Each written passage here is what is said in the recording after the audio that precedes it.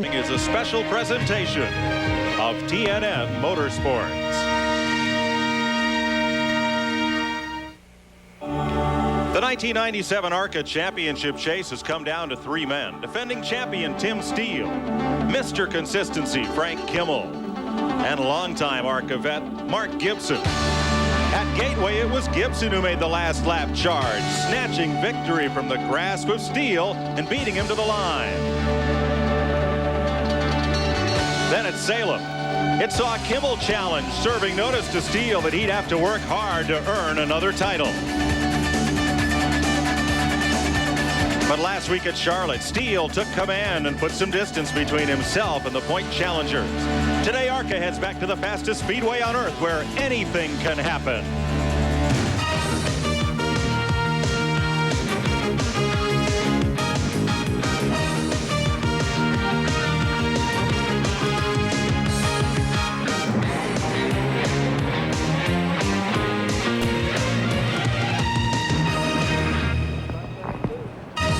Welcome to TNN's exclusive coverage of the Winn-Dixie 500k. They're set to go racing here at Talladega. So let's go down to the starting grid. Steve Burns. Mike, Tim Steele has won 10 races on the ARCA schedule this year, including the last 3 in a row. Today, he starts on the pole. Tim, can you make it 4 in a row? You know, we're really wanting to. You know, I think we've had 3 in a row like 7 different times. And, we're really wanting that 4 in a row really bad, and I can't think of a better place than Talladega to do it, you know. Got to say hi to my daughter, Kelsey, and my mom, and we'll see you both tonight. Love you both. All right, but don't hand him that trophy. That trip to victory lane isn't guaranteed, because the man who sits beside him, Mark Thompson, has 2 super speedway victories this year. Mark, outside of row 1, what's your strategy today? Well, I guess our strategy will have to be to get out front and stay out front. All right, best of luck. Let's go to Matt Yoakum. Steve, the dark horse today could be Matt Hutter, who starts 3rd. He's never won an ARCA race. The young gun's never even competed on a restrictor plate track. But he tested here last week and it paid off in qualifying. Matt, testing's one thing, racing's another. Do you have anything for Tim Steele today? Well, you know, Tim Steele, you got to count on him being tough and being around all day. I'm kind of new to the whole drafting deal. The first time was yesterday in practice. But I drafted with Tim and some of these other experienced guys. Learned quite a bit. My plan is to learn more the first part of this race and hopefully have something for him at the end. Well, good luck today. His best finish is 5th in the ARCA series. Starting directly behind is another contender, Mark Gibson. On his mind today, points and pride. He sits only 100 points out of 2nd place in the standings. He thinks he has the horsepower, nay, the kryptonite, to end Tim Steele's 3-race win streak. Mike?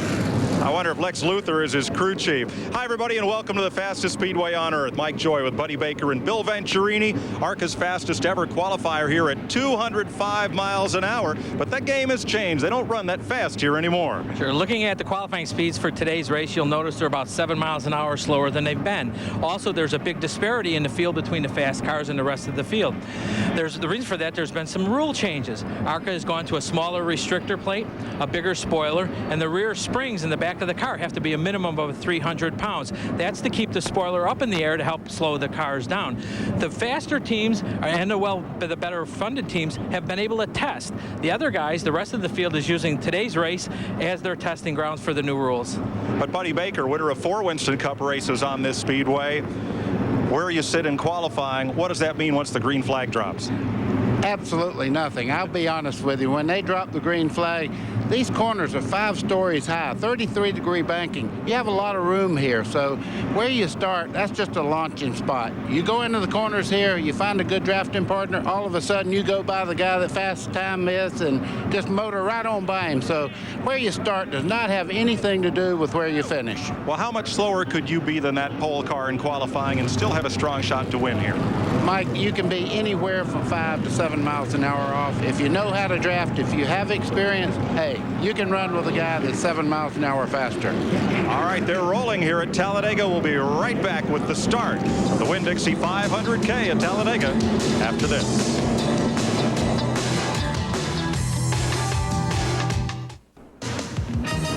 Today's exclusive coverage of the Winn-Dixie 500k is brought to you by Quaker State, the quality your car deserves, and by Miller Lite, who reminds you that anything can happen at Miller time. First pace lap complete here at the world's fastest speedway. Let's show you how they'll line up here at Talladega today. On the pole, Tim Steele, 10-time race winner this year, and Mark Thompson, who's won on the speedways of Charlotte and Michigan. Matt Hutter makes his 6th ARCA start this year. And Bill Baird, the veteran from Kentucky, ran 4th at Daytona. Mark Gibson makes his 19th Talladega start. He won at St. Louis. And Jimmy Kitchens, the Alabama driver, was 5th at Michigan in June. Craig Butts is one of the newest members of the Alabama gang. He shares row 4 with C.W. Smith. Kenny Martin in row number 5 with Andy Hillenberg, the 1995 ARCA champ. Then it's Ed Barrier, runner-up at Charlotte and Pocono, and Bobby Gerhardt, the 10-year veteran of ARCA racing. Randall Ritter has the new GM small block engine in number 31, and Mark Stahl was 5th here 2 years ago. Harris Devane ran 2nd here in 95 when he ran out of fuel in the last lap, and Frank Kimmel, who's 2nd in the point standings. Dan Pardis, a graduate of the NASCAR Dash Series, and Kevin Ray, the 19-year-old driver from 6 miles away in East Toboga. Bob Strait, a 13-time ARCA race winner, and Glenn Morgan in the 10th row. John Wilkinson III, 21 years old, from the famous racing town of Hueytown, Alabama, and Mike Cicchetti. Then it's Jeff Finley, who finished 3rd at Winchester, and Dale Kreider, the IMSA veteran, making his 3rd start of the year. Jerry Hill and Mike McNeese share row 13. McNeese makes his 1st start of the year. Joel White and Jim Lamoureux, a graduate of the old NASCAR Sportsman Series. Kevin Counselor, the Florida driver, makes his 2nd start, and Glenn Miller has 2 top 10s in 3 starts. Brian Kahns and Doc Watson will share the 16th row. Then it's Drew White at Birmingham's Doug Reed III, go-kart champ. David Ray Boggs in the 4, and Bob Spate in number 5. David Frog Hall in the 19th row, and Josh Baltus, whose granddad's the promoter out at Eldora. Then it's Kirk Piercy and Norm Benning filling the 20th row. One non-starter, David Ray Boggs, number 4, has broken a timing chain, and they pushed him behind the wall. Let's have a look at the in-car cameras. We'll ride along with 4 drivers today. This is car 11, Glenn Morgan, Texas Marine Machine. And we'll ride with all 3 of the point chasers. Tim Steele, the point standing leader, starts on the pole. You can remind me on the race. I might not talk to you, but you can remind me. And we'll also ride with Kevin Ray, who starts in the 18th position here. Richard Petty driving experience machine. Frank Kimmel, the Advance Auto Part Chevy number 2 point man, starting back in the field. And Mark Thompson outside the front row in the Midway Island machine. That's a Ford. Lights out on the pace car. Look for a start next time by. They're down in turn 1. There's a look at the Boggs car. Still trying to get that Purina machine in, but looks like he's climbed out of the car. And the problem appears to be terminal.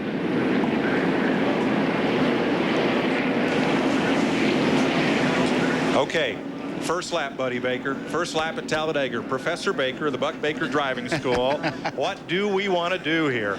The main thing you want to do is have a good, clean start. You don't want to act like you're going to go and not go, because these cars, when you build the speed up on a major speedway, when they drop the green flag, you're running faster than you do on a short track at full acceleration.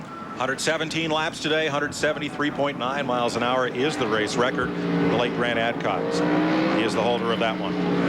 In this race today, 14 Fords, 22 Chevys, 4 Pontiacs. Ford with a leg up on the Manufacturers Championship. And of course, point leader Tim Steele with 10 victories. And Mark Thompson lead the Ford ranks here. The second row is all Chevys, Matt Hutter and Bill Baird. I look for Tim Steele to really accelerate when they drop the green flag, and Mark and Hutter just behind him there, and the 1 car will go right with him. I'm sure they're going to try to hook up and get away from some of these cars. Well, yeah, Matt Hutter's father's Ron Hutter, the famous engine builder, and he's got a good, strong motor underneath that hood, and he should get a good jump and be able to hang on with Tim. All right, Bill Venturini, 2-time ARCA champ. What do you tell the young drivers in this field that don't have a lot of high-speed experience like this? Well, their adrenaline's pumping. Their heart's going 240. They're excited. Or probably their gas, the foot on the gas pedal shaking right now. They just got to make sure they don't miss a shift. There goes the pace car. This is They'll come down, and the start-finishing line here is almost going in turn one. You notice they're already in the front dog leg. They're not accelerating yet. They're in the tri-oval where the finish line is at Daytona. But here at Talladega, as Buddy pointed out, it's down past pit road. Field coming to speed, green flag in the wind. And Mark Thompson edges out past Tim Steele, but only by half a car length as they go to turn one. Field still nicely double file.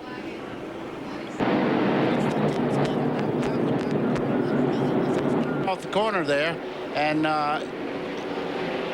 here comes Thompson back on the outside to run side by side coming off the corner there. They're doing the wrong thing. That gives everybody else a chance to close up. Now they're falling. And now they fall back in line. But the other thing is that they were still in third gear coming off of that second corner. They didn't shift into fourth gear until midway down the back straightaway. Not one car yet is really up to full speed.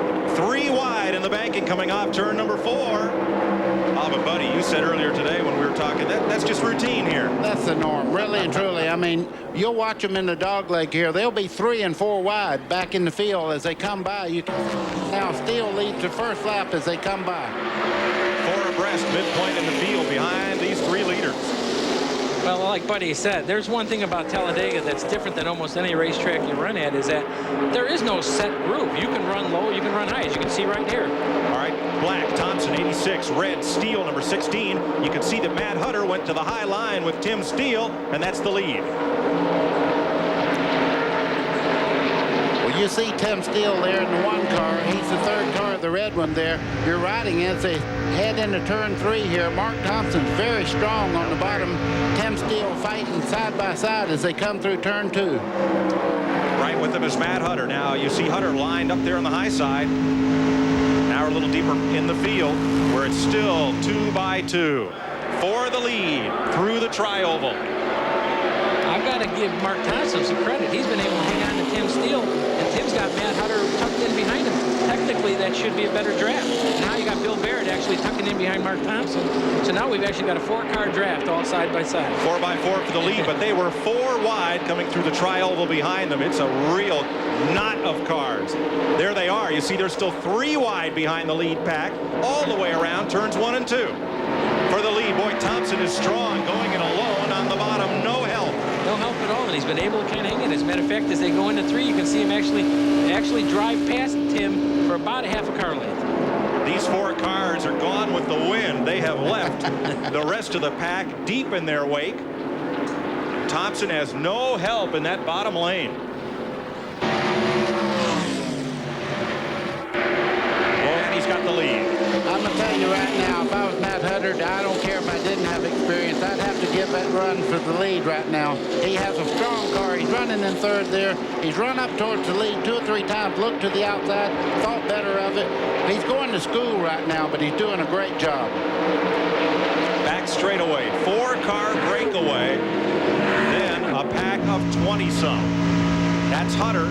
That's the nose of Hutter's Chevrolet right behind Tim Steele, and down to the bottom is Mark Thompson. Well, that's the first time since they've dropped the green flag that actually Tim Steele's been able to break away from Mark Thompson. Now the 4th car is Bill Baird. He's now actually in 3rd place. And that's an old Kenny Schrader car right there. Now the reason that you see Mark Thompson going back, that's a lap car on the inside there, and Tim Steele drafted on him down the back straightaway, giving him momentum to really pull him right on by Thompson as they went down the back straightaway. And look, the pack is catching them as a result. It's now 2 cars out in front of a pack of 6. Well, if these 6 guys that are running like from 3rd on back stay in a straight line and kind of run nose to tail, they'll catch the first 2 lead cars. And it's just something about Daytona Talladega. 6 cars are definitely faster than 2. First breakout car is that black machine of Mark Gibson. He climbs the ladder there to 5th place. There's your lead. Steele and Hutter locked right on to him. Now you can tell at 3rd car coming there, the black car 66 of Thompson, you will see a strong race car here. He'll run these leaders back and put himself back in 3rd spot, right nose to tail with the first 2. They broke away about 10 car lengths on the lap before, Mike, but you can see he's right back in the fight here. Bill Barrett's about to lose 4th place right behind them. A lot of cars moving up on these 3. big pack. Now there's Baird with that orange spoiler in the front, and look, they're going 3 wide against him. I don't think Mark Thompson wants to work with anybody. He's got a good car, but look at this, 3 wide going into turn 3. Ed Barrier, the black car on the bottom. Mark Gibson is in there, and those two may have touched just a little. Jimmy Kitchens, the white car with the red roof, 47 on the bottom lane. Buddy, does the word patience have any meaning here? These guys are, this is close to heaven for race car drivers you can get right here. Great race cars. They're all, you can see going around here 3 wide, getting the grooves worked out. Right now it's a process of really working with different cars and finding out where the strong suit is so you can make a move on the lead car. But they better hurry up and sort it out. When they running side by side like you're doing right now, the lead is nose to tail and in line. They're much quicker than these cars running side by side because of the draft. Battle for second place, break out for the lead. Here comes Thompson down to the bottom again. As Steele took that low line, Thompson dropped to the bottom of the racetrack to go with him, and they may leave Mad Hutter. It kind of depends on how far Steele drifts up the racetrack, and he does to go around a lapped car. Thompson cannot take advantage. Yeah, the minute Tim Steele moved up into that higher group, it actually took all the advantage away that Mark Thompson had. Tim Steele, Mad Hutter, Mark Thompson in these opening laps at Talladega. We'll be right back.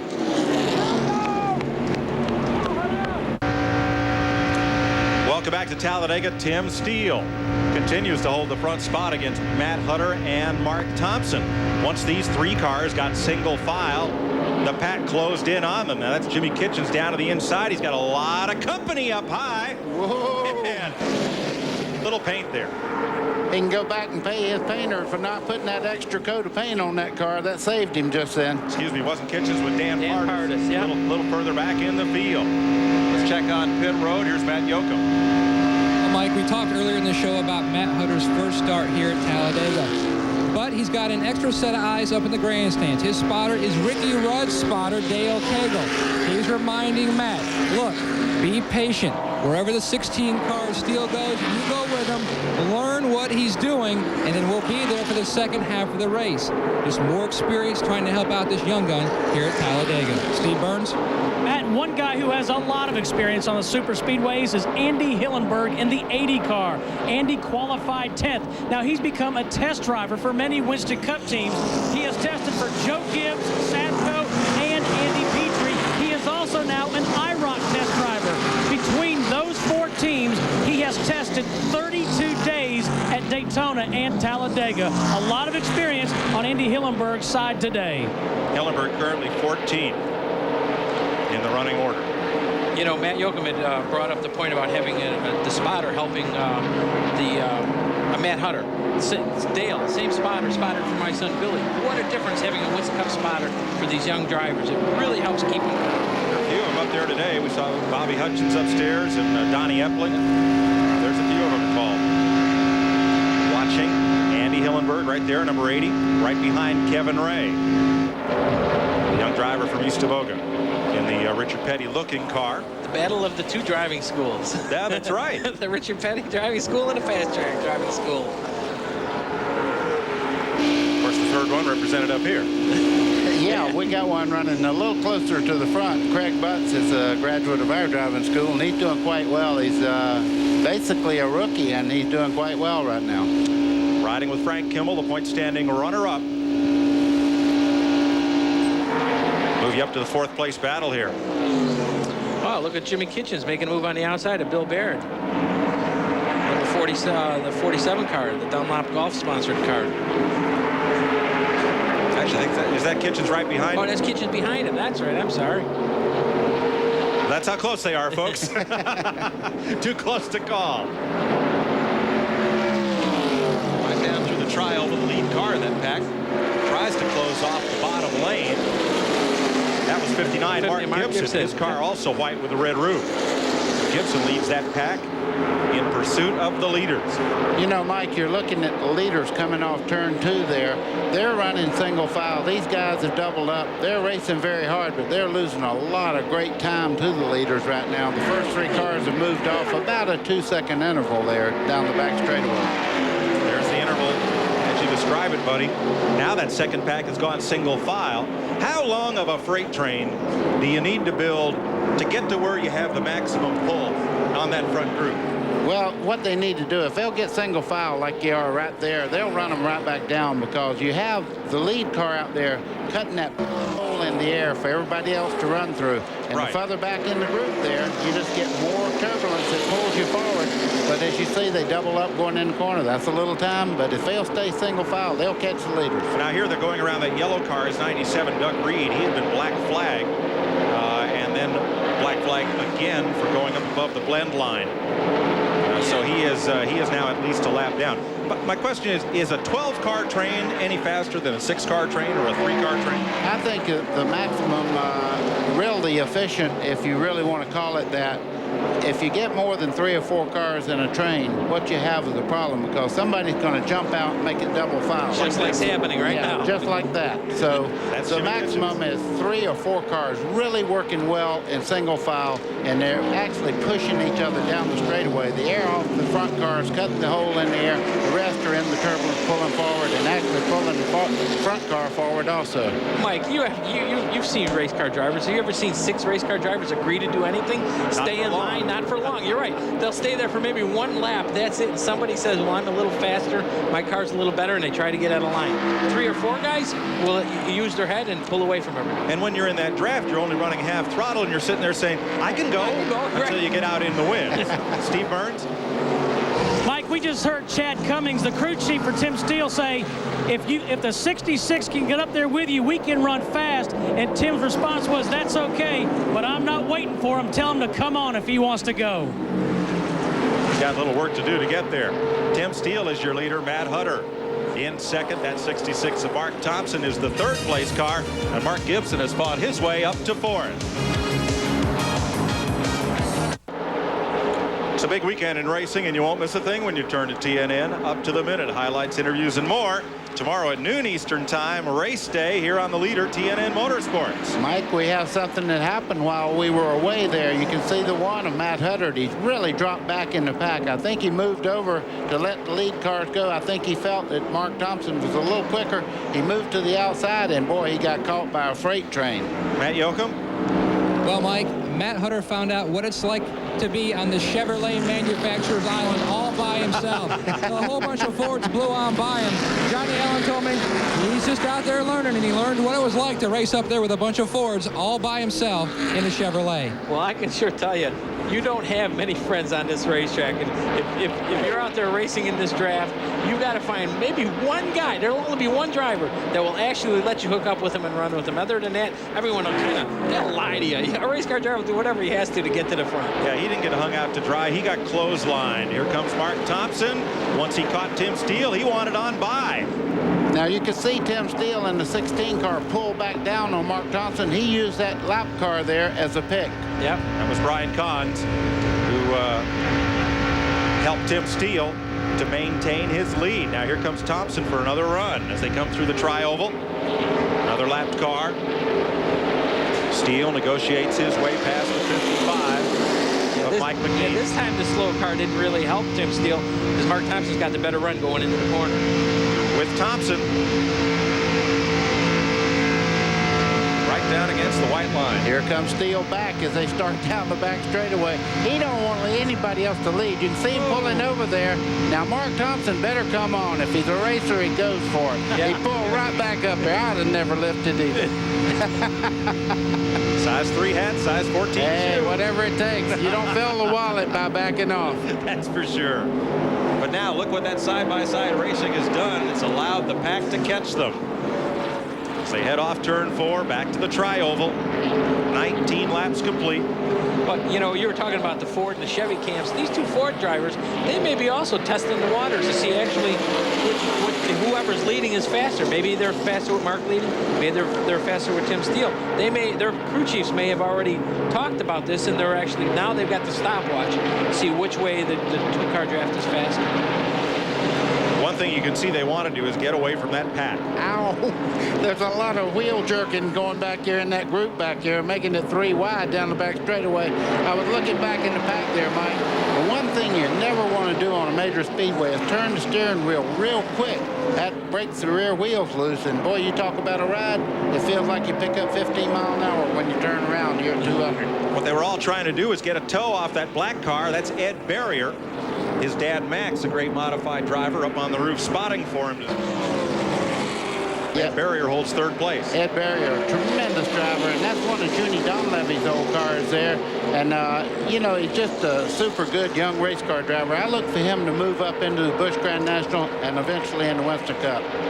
Now, right behind him is 32. That's Mark Stahl, the West Coast driver, who's had a lot of success on the super speedways. Matt?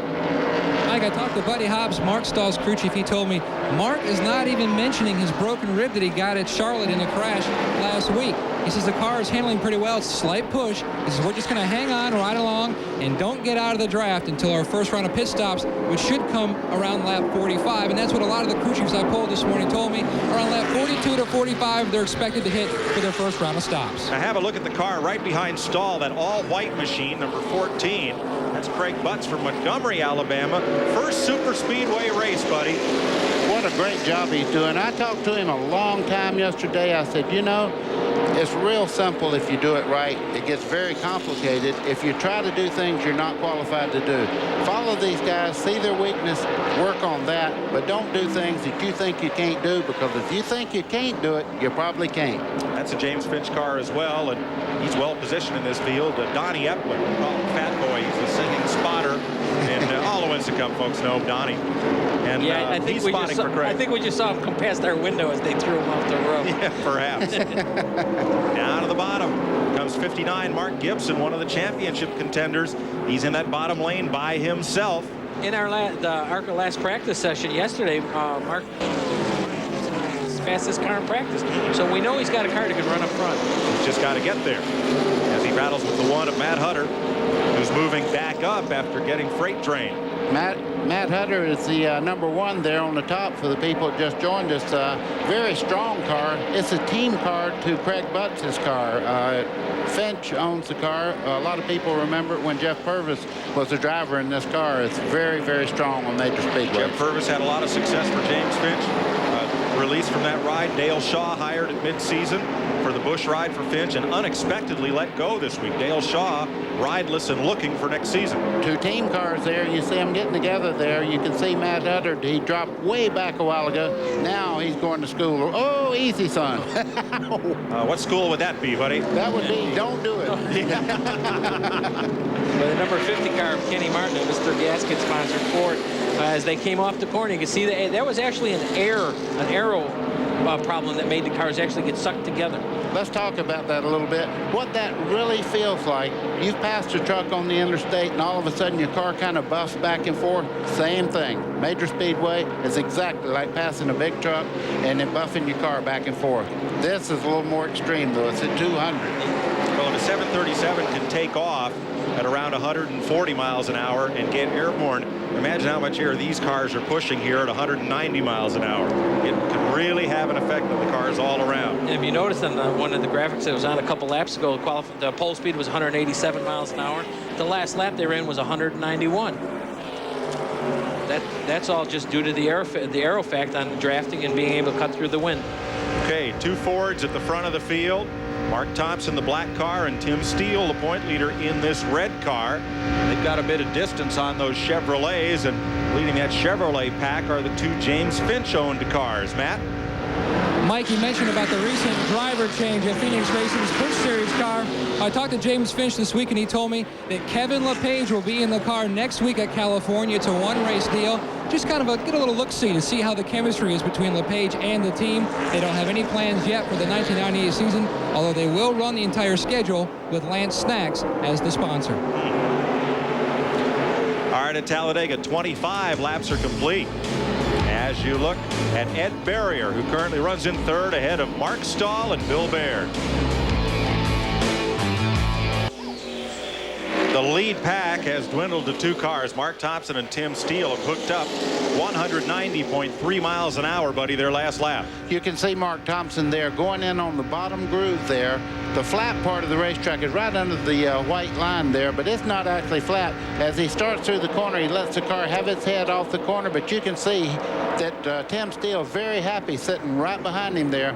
What they've done, they probably had him time these cars and said, Mark Thompson's a little quicker in front, and they're getting away from his pack if they can. They have broken away by 2.4 seconds from 3rd place on back. That's Ed Barrier, the black car, in 3rd. In 4th is Mark Stahl. And in 5th, 59, Mark Gibson. And 6th, Greg Butts, an all-white Chevrolet. First super speedway ever. 7th. We'll have a look a little further back, but 7th is Bill Baird.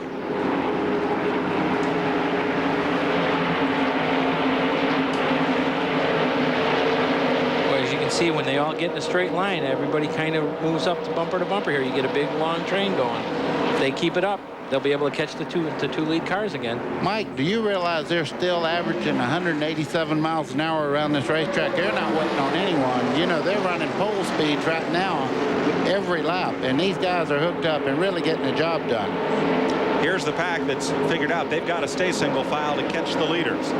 Well, you said they're running pole speeds. Only one guy ran that pole speed, buddy. So these guys, most of these guys are running 7 miles or 6 miles an hour faster than they've run all weekend. So this is kind of new to them. Their cars may not be handling the same. That's just what Buddy said at the top of the show. There are cars in that pack right there running 187, 188 miles an hour that were qualified 6 to 7 miles an hour slower than the pole car. They're right in that lead pack. And the other thing you don't have a rookie out there anymore. They've already made their mistakes and recovered from them, so they're getting better every lap and more competitive. So this thing's going to heat up as they get down to the few laps left to go. 2.6 seconds the gap from the 2 leaders back to this pack. It's Ed Barrier, the black car, in 3rd. Mark Gibson right with him. And Craig Butts, the white machine. And then Bill Baird. Now the 3rd pack of cars has really lost the lead tow. I mean, they're nearly a straightaway behind this 2nd pack. Yeah, that's Harris Devane and Kevin Ray and Dan Pardis right now running bumper to bumper. But like you said, I don't think this group is going to be able to catch the 2nd group.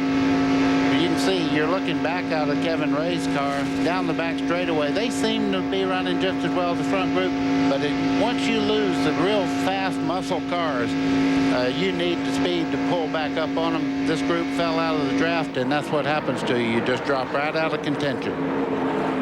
Look like little ducklings all in a row, trying to catch that big V formation, head south for the winner. Well, they better turn into the Swan real quick if they're going to catch that lead bunch, because they are checking out. They've got to go. There are your 2 leaders. Mark Thompson towing Tim Steele around the speedway here at Talladega, Alabama. That's where they continue to run here. We'll be right back with live coverage on the Nashville Network. From race cars to country stars, connecttocountry.com, your personal source for all things country. Here at the fastest speedway on earth, and these 2 drivers, Mark Thompson and Tim Steele, are trying to motor away from the field. We've been caution-free so far here at Talladega, and Matt Yoakum, they're beginning to think about pit stops. Well, Mike, one thing that we always talk about here at Talladega and Daytona is in the draft, when you pit, you need to have someone pit with you so you have someone to draft with once you come out of pit road. Mark Thompson, he's trying to play Monty Hall. He's trying to cut a deal with anybody. Right now, there are no takers. Boy, can I relate to that. I was here a couple years ago leading the race just like Mark Thompson is right now. I had made a deal. We supposedly had made a deal with the Kenny Schrader car about pitting on lap, say, 62. What happens is I pit a lap early. My mistake. I come down pit road. I'm all by myself. I'm hung out to dry. When I come back out, there's nobody to draft with. The next lap, him and the 3rd place cars come in. They hook up. They blow right by. And you lost the race? Oh, definitely. Finish second. That's definitely, you have to find a dancing partner, even on pit road. You think it's just on the racetrack. You got to pit together, too, so that when you come out, you got someone to race. All right, Steve Burns, what kind of adjustments will they make on these pit stops? Well, the crew down here on the 16 car in heavy discussion because although Tim Steele looks like he's really hooked up to the racetrack, they're going to add 4 pounds to all 4 tires, 4 pounds of air pressure, and make a major track bar adjustment, taking 2 rounds out. So that sounds very technical, but I know Buddy and Bill know what all those terms mean, and they're not exactly good at this point in the race. I don't know why you'd want to make a 4-pound adjustment on all 4 tires. All that's going to do is just kind of let the car skate a little more through the corners. That's the one thing. It may be getting a little too much downforce, and they're trying to cancel some of it out with air pressure, making the tire lose a little bit of grip. That's what you put more air pressure in one for. Now you see Mark Gibson, sliding up right there. And there's that white car of Craig Butts, the rookie, just ahead of Gibson. Going to thread the needle. Now that I didn't teach him at the driving school. Oh, sir. He learned that on his own, but you know what he done there? He's all by himself there. He does have a little bit of help from one car on the inside there on the draft, and he's got a great race car, but if he keeps running on the bottom like that, he's going to run out of real estate before too long. Was he in a situation, Buddy, with that lap car where if you lift, you lose? Well, he's in that situation right now. There's cars that are running just as well as he is on the outside, and you see that lap car really held him up coming off. It's Gavin Counselor, the green car, down to the bottom of the racetrack, and let's find some running room on the inside of Bill Baird. Almost got together right there. Well, you can see lack of momentum. He's dropping back through there like rain through a drain gutter now. He's really got to regroup and get himself back on track. 85, Bobby Gerhart, the yellow car, the Pennsylvania driver, moving up, and now Butts has found a place in line. Well, Gerhart sliced to the bottom of the racetrack, trying to pull a toe off the lapped car. He wants to get by Butts, and it looks like he's going to do it. Well, Butts was feeling some feelings in his body that Buddy or no driving school could ever teach you. It's just something that when you get like that, it puts tingles through your whole body. Watch that white car, middle of the screen, middle of that pack. Ow! Oh, they touched. You can see the tire smoke come on. And I don't care how brave you are or how many times you race at Talladega, when you get hit like that, that foot comes up off the floor. Or it better.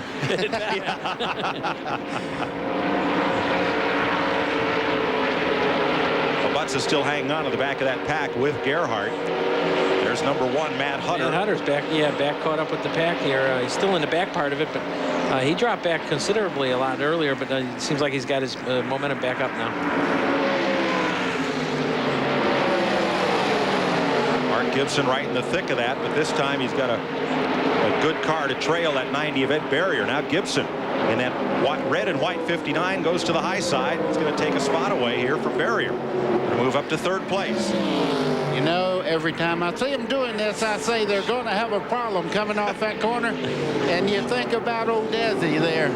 Lucy, we got a problem. And you can see it happening right there. You cannot crowd it. You can't take other people for granted here. You have to make those moves when you can make them. If you think you can't make it, you won't. You realize in hundreds of thousands of households, when you raise your voice like that, people run from the refrigerator back to the couch to see what just happened. I'm telling you, they don't know the severity of touching somebody at 200 miles an hour. The back of that car don't weigh as much as a sandwich wrapper. That's right.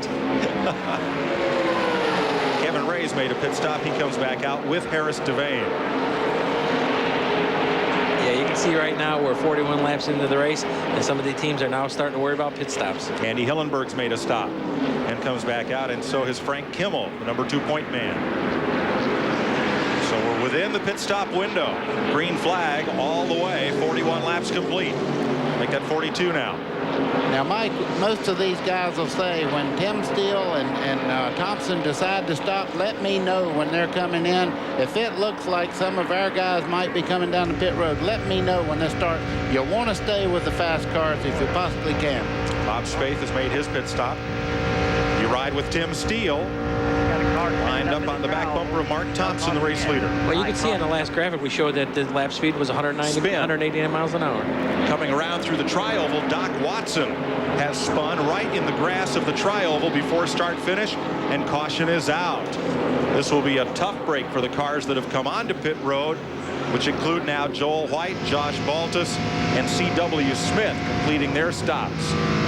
Yeah, it is a bad break for Frank Kimmel. And now he's going to be a lap down because Mark Thompson and Tim Steele weren't elected to stay out, didn't make their pit stop. Now that the yellow's out, they'll be able to pit without losing a lap. You see Doc Thompson there. He's cranking it back up. The smoke you see coming out of the back, he's refired. He don't go back out there. Oh, boy, I hope nobody's coming. That's all I can tell you. So Doc Watson, something rubbing back there. He's got a lot of problems with the car. He's got a tire rubbing there. You can see the smoke coming out of it. Well, and we're under caution at lap 44 for the first time today. Well, at least one thing you can see by looking at the car, he spun through the grass, but doesn't look like he hit anything. you know, I'm looking at the car and I said, it's smoking just a little bit, but I'm not sure that that's not a bit of a clutch problem or something like that. When he refired and went up the racetrack, a lot of times you slip the clutch and it makes it smoke like he was. Yeah, he could have been just spinning the tires because they pull such a tall gear right here, you know, up 3.0 rear end gear, and you got to almost spin the tires to get out of pit road or to get the car moving. So it'll probably be another lap before pit road is open.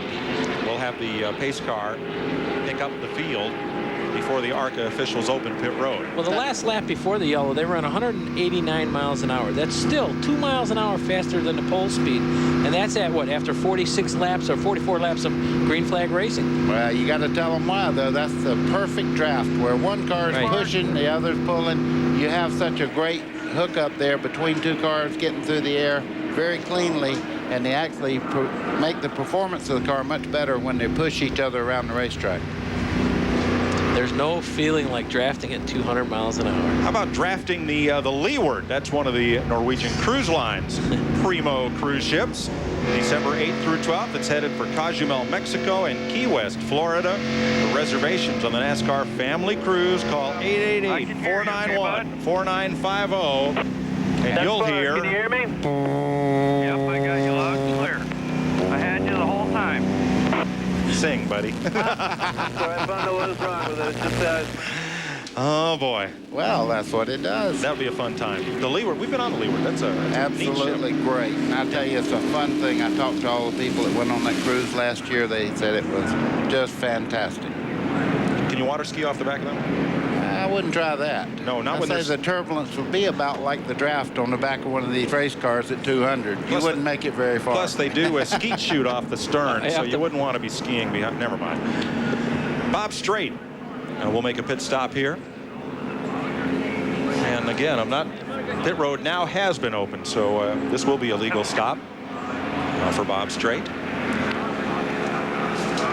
And here comes the rest of the field. I might explain, this is the cars that are on the lead lap, and most of the lap down cars, they're not allowed to pit on the same time with the cars that are on the lead lap, so they'll have to go around and come in next lap. All right, Steve Burns is in the leader's pit. Steve?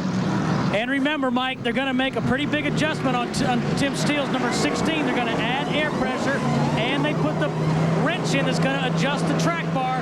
That will adjust the weight distribution to the left front of the car, rather. 2 rounds, they go up on the track bar. It's going to be a 4-tire change. Mark Thompson is also in. They are going to make no adjustments on the 66 car. Crew Chief Bob Bissinger said, this is your day, Mark. Let's go to Matt Yoakum. Matt Hutter, Craig Butts, and Mark Stahl, all in pit road at my end. All 3 cars are going to have 4-tire change. As you can see, a little bit of slow on the left front of Hutter's team. Mark Stahl beats him out. No adjustments to Hutter's car. Craig Butts, a little bit of a longer stop. They have a lot of guys that picked up today to help pit the car. They made sure they got all the fuel in, and Butts is now down and away. All right, we'll reset the running order for you. When we come back, we believe there may be just 11 cars on the lead lap due to the timing of those green flag stops. We'll let you know after this. It was in this race in 1983 when a young driver with a famous name in a nearby hometown drove to his first ever big super speedway win.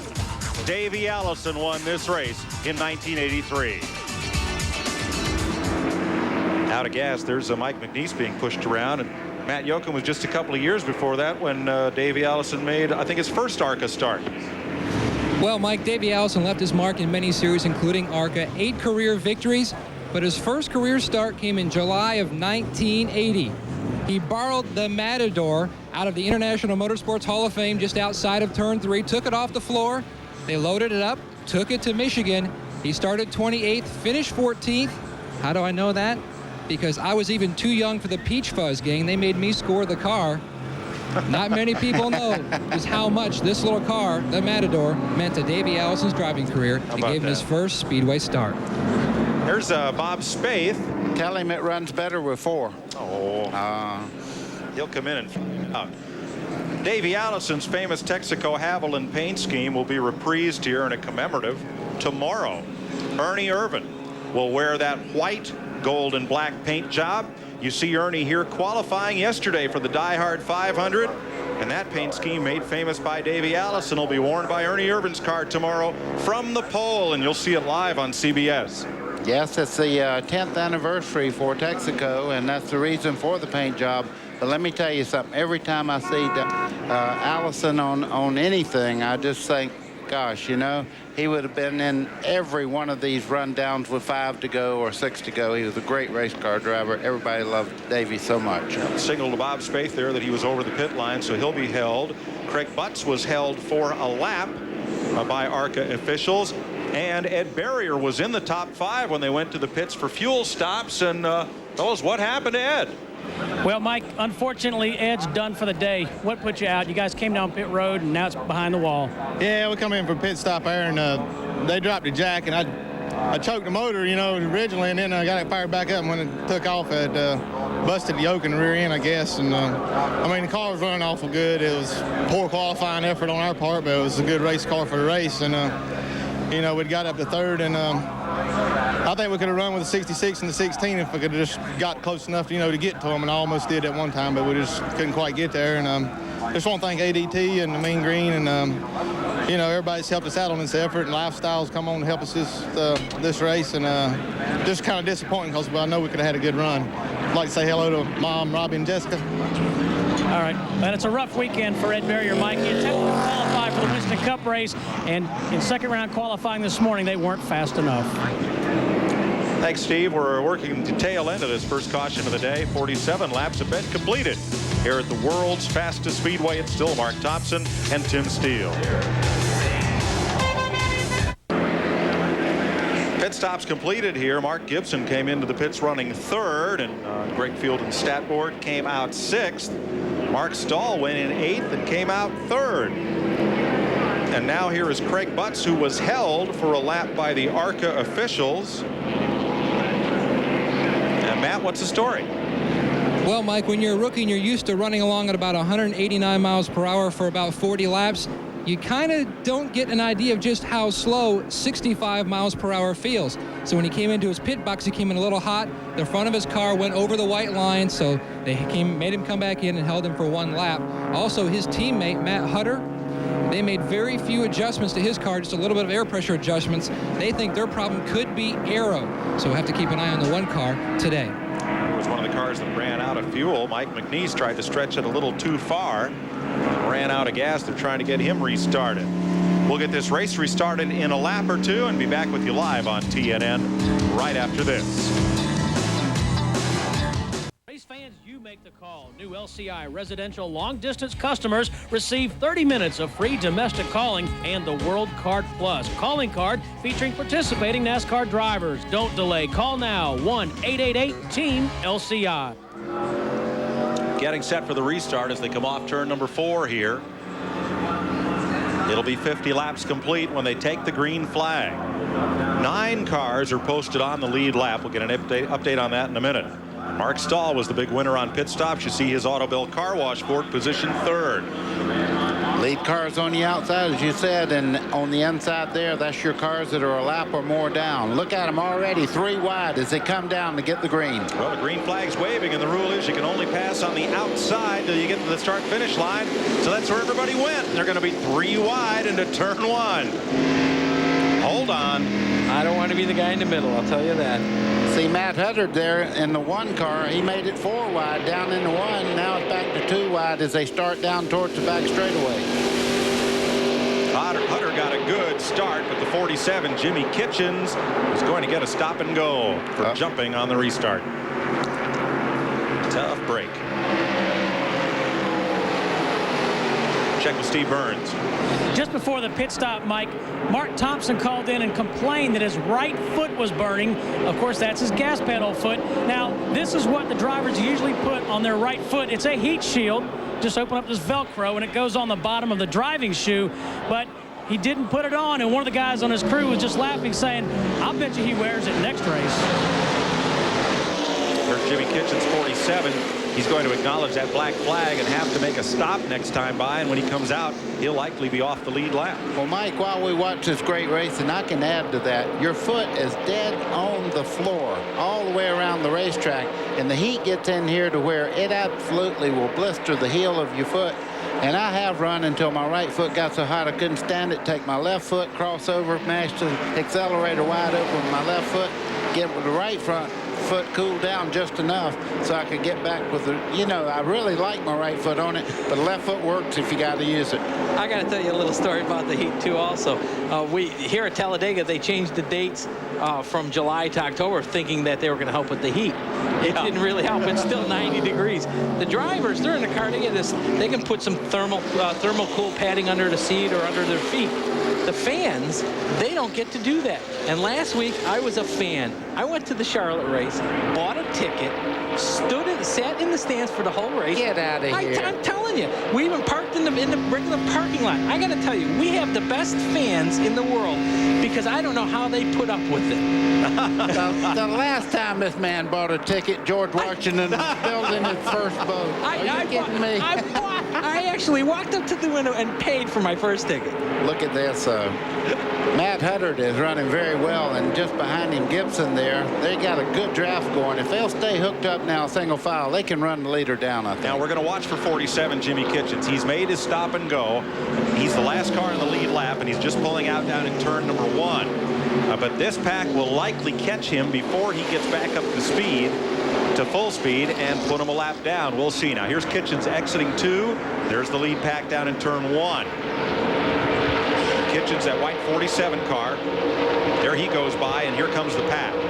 We'll see if they overhaul him before he gets up to full speed. Now he has no drafting partner, and it's getting busy back here at third place. Yeah,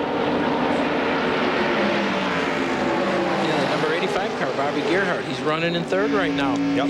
He good run. He didn't pit on the first yellow. Didn't get caught in the pits like some of the other guys did, and it's showing now he's able to run up front. Gerhardt looking for his career best finish. He had a 4th at Michigan earlier this year. Now here's Kitchens across the line. He's up to speed. He's going to be about 7 or 8 seconds ahead of the leaders. He might be okay. Boy, I tell you what, this makes me a little homesick here. This racetrack, I love it. You can see going down in the corner the 52 car coming up there. Now that was smart moving there. You can see Kimmel readjust there and back out of it as they start down in the 1. That helped so much. That could have been a wreck. Yeah, you know, they try to tell the rookies that you don't really lift here at Talladega. If Frank Kimmel wouldn't have lifted right then and there would have been a wreck. You do have to lift when you get running in traffic. Well, he's no rookie, and he is point racing. He's the 2nd place point man. 2 races to go after today. This race is for 3rd place. Now you're riding with 43 Kevin Ray, who is off the lead lap. He made his pit stop earlier. And you're looking up at Kenny Martin there in the 50 car. I tell you what, you could see a lot of things there. The back of the 50 car coming out of the corner just a second ago. Martin's car just jumped sideways just momentarily. What you do there, you just kind of guide into the slide just a little bit. You never jerk that wheel because it only adds to the problem you have. And you sure hope that it doesn't continue lap after lap. Now there's 9 cars on the lead lap. There are your leaders. Slow car moving to the side, and they are rapidly running down Jimmy Kitchens, who has no drafting partner. Well, you can see right now Matt Hutter is pulling this group just behind there, the 1 car there. He's really pulling this group forward. He's got a good group of guys behind him there. They're kind of sticking with him and moving up out of the draft in the middle part of the corner. I wouldn't like that. I'd be saying, come on, stick with me. We're catching the leaders. You see the 2 lead cars just in front of the 1 here. Boy, oh boy, they are really getting with it now. Matt Hutter's almost breaking the draft now. He's picked up on the draft of the front 2 cars and moving away from everybody else behind him there. And they're going to put Jimmy Kitchens a lap down. That's Kitchens on the bottom. just in front of our 2 leaders, and he had no drafting help after that stop-and-go penalty. And you'll see he's as fast as the leaders, but it's going to cost him a lap here. Yeah, now he needs to tuck in right behind Tim Steele like he did, and he'll be able to run with him. He's the 9th place car, and he's now the first car 1 lap down. 61 laps to go at the fastest speedway on earth. Mark Thompson continues to lead Tim Steele and Matt Hutter. We'll be right back. Close call coming through the tri-oval. Mark Gibson and this whole pack nearly wrecked. That was a wreck. They just didn't finish it up. It started, Mark Gibson at one time there was turning back to the right to the point he was looking out of the right door or window there. What a close call. Everybody in the booth here, we were looking over the teleprompters trying to see what else was coming. Oh, there it is wow. again, Joel White. That is not a replay, folks. That's live. The 49, Joel White, almost took Gibson out. Hang on. Trouble turn 4. A lot of smoke up there. And caution is out. There's why. 52, Bill Baird. 4th place starter. Not going to be a finisher. You see him recranking it there, the smoke coming out of the exhaust pipes. He's spinning the wheels in that grass down there trying to get going again.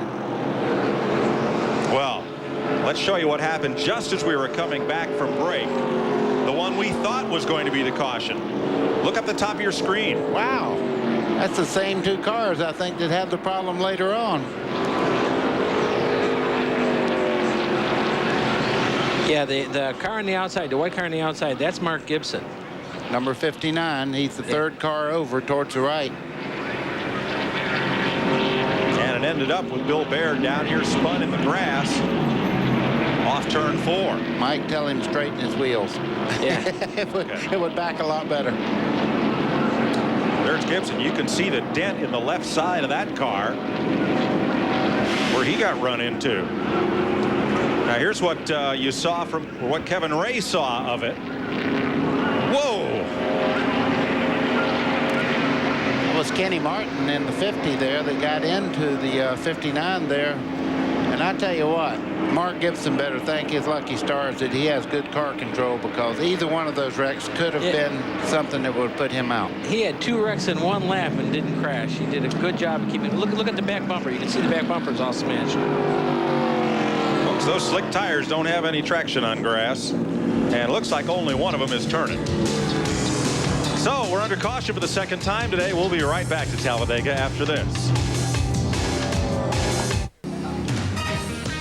Tomorrow from Bakersfield, California, it's NASCAR Craftsman Truck Series action. The Dodge Truck Stop 300 live at 4:30 Eastern Time on TNN.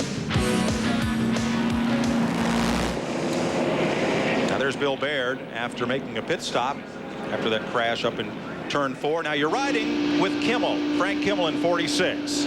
Okay, you see him going down in the corner. You hear him back off a little bit. 52 comes on the 4th lane out there. You can't really say that Kimmel touched him and turned him around. Somebody might have made contact on the 52 car as they started in the corner, and Bill Baird just lost control and come across in front of Kimmel, because you could hear him back out of the circle. Yeah, Frank had lifted going into the corner, so that means traffic was actually starting to stack up. And maybe Bill Baird did too, and the guy behind him didn't. We don't know. We didn't get to see the whole thing. Kimmel's now 2 laps down after the spin on the pit stop. If that lens was just a little wider, we might have seen if Kimmel lifted off because of Baird or in spite of him. You know, Matt Hutter has done such a great job. You can see him in 3rd spot there. He's doing the job. I think he's doing a tremendous job with the amount of time he's had on major speedways. And this will be good experience for Hutter, because next year he replaces Todd Bodine in the number 36 Busch Grand National car for Team 34. Frank Cece and Scott and Todd Welliver and John Gittler. He'll be the team driver to Mike McLaughlin. Now let's check on pit road with Matt. Well, Mike, a little bit of discussion down here between Johnny Allen and his driver, Matt Hutter. Johnny had a problem with his radio. They were trying to decide whether to come in for a quick stop and go for fuel, so that way they might be just close enough to go to the finish, but he had trouble with his radio, so he didn't have enough time to debate it. Also, if Hutter was going to come in, Mark Stahl was going to come with him, so Buddy Hobbs was also trying to talk Johnny into bringing the 1 car in so they could also come in for fuel. One more lap under caution. We'll go back to racing as the hood goes up on Bill Baird's machine behind pit wall. We'll be right back. 63 laps complete. 3 of the 7 cars on the lead lap pitted under this caution, or rather the last 2 did. Mark Gibson and Bobby Gerhart. Let's go to Steve Burns for an update on Tim Steele. Yeah, guys, remember on that last pit stop, Tim Steele, they made some pretty big adjustments. They added air pressure all the way around to all 4 corners and made a track bar adjustment. Now, the thing to remember at home, whenever you make a chassis adjustment, you're compromising one corner of the car for the opposite corner. So the update is, Tim Steele says the car feels pretty tight. So they're going to, next stop, they're going to take 3 or 4 rounds out of the left rear, but otherwise he thinks that's good, and we're going racing.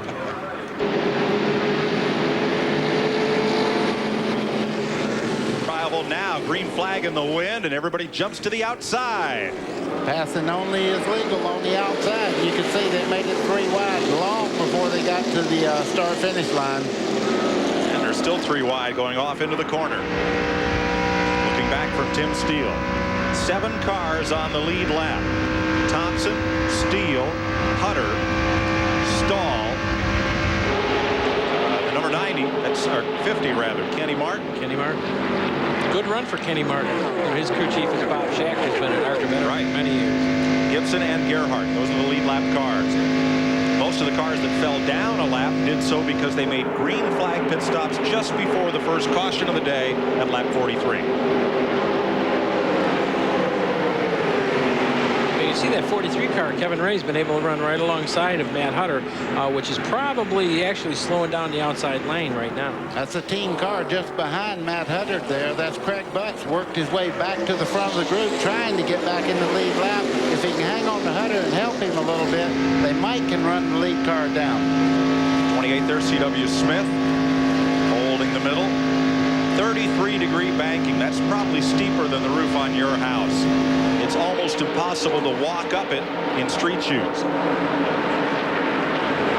Slicing down to the bottom of the racetrack. There's that white car of Butts. Oh, man. You know, when I was racing, it never felt quite so wild. But you watch these cars at 200 miles an hour jump a lane at a time, and the car beside him jump at the same time. What great reflexes these guys have not to get all balled up on the straightaway. But look at your 2 lead cars. That's Thompson leading Tim Steele right through the dog leg, and these guys back here are still running 2 by 2 as they come down front straightaway. You know, we're seeing something today that hasn't happened much this year. Mark Thompson has been leading Tim Steele almost the whole race. You know, beginning of the race, Tim took off, but since Mark Thompson's been in the lead, Tim has been able to just run second. I don't know if he wants to or if that's all he can do, but this is something that we're not used to seeing. I'm glad to see Mark Thompson having such a good run. Thompson has 6 previous Talladega starts, 4 top 10 finishes. He finished second here 1 year ago. He's never won on this track. He hasn't won until this year, and all of a sudden he's had 2 Speedway wins this year. Glad to see it. He's been a real hard competitor in the ARCA Series. This is quite a mix of lead lap and 1 lap down cars in this pack.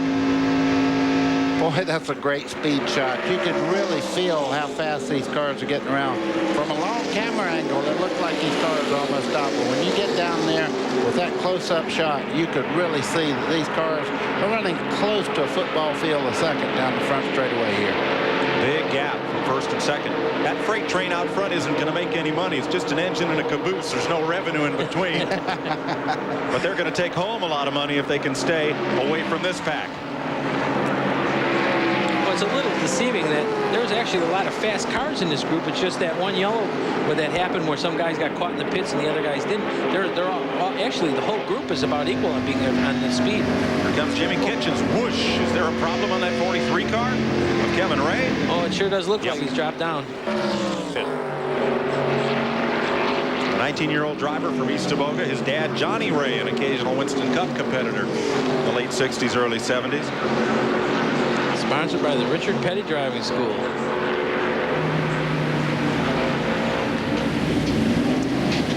Now, if he was was really doing the 1-800-B Petty thing, he'd turn into victory lane, wouldn't he? Yeah, you can see him push it up into neutral there, using his feet, 1 foot on the brake, 1 on the clutch, because with this high gear here, you don't want to come in too hard and slam on the brakes and get in a lot of trouble. Looks like they might have something wrong in the right front. They're not hurrying to put the tire back on. Watching the leaders as you see Kevin Ray's pit stop in the upper right. And that gap continues to grow. It's now 3.1 seconds back to the 3rd place car, the one of Matt Hutter. Steve Burns, what's the problem on Kevin Ray? Well, when you see the hood goes up, that's always a bad sign. Kevin Ray has taken off his helmet. They're looking underneath the hood, but there's definitely no juice in this car. The hood's down, and they just gave it the cut signal. They are, in fact, done for the day. He was in 9th place, 1 lap down.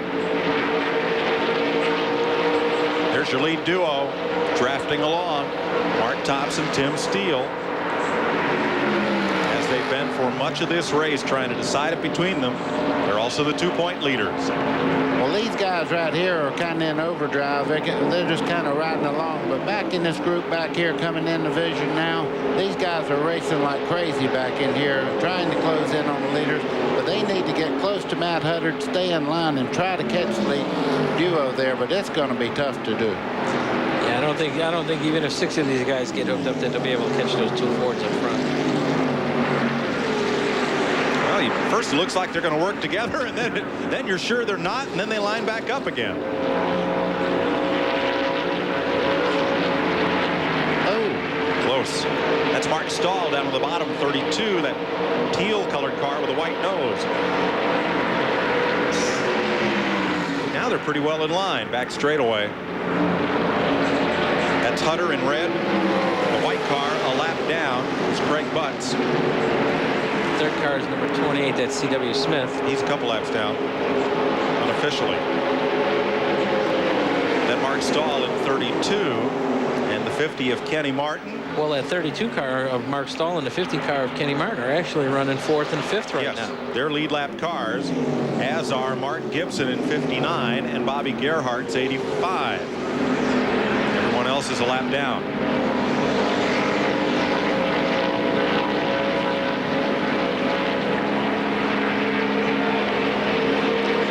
I see a lot of smoke. There's trouble there in turn 2.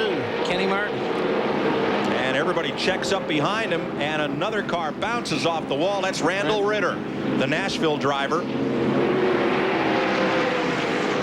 Yeah, it looked like something happened to Kenny Martin's car because we started to see smoke come out of it, and he came down and just clipped the back of Randall Ritter's, which then turned him up into the wall. Caution out.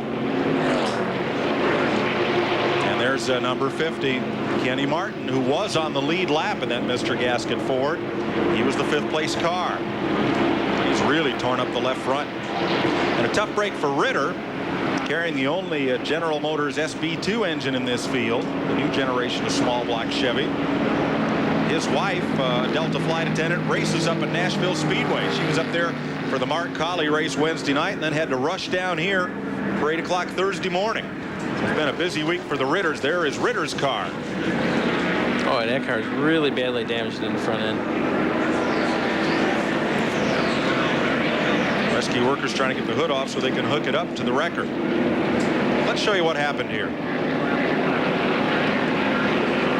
You can see on the left that number 50 car is already smoking. It looks like he's either blown a tire because the car actually got sideways, and he just comes down and he's going to clip the 31 car right in the right rear corner. You see the back part of the back bumper come flying off, and by this time it's actually turned Randall Ritter back up right, where you'll see he'll shoot back up across the racetrack and probably hit the outside wall. That's where Ritter goes.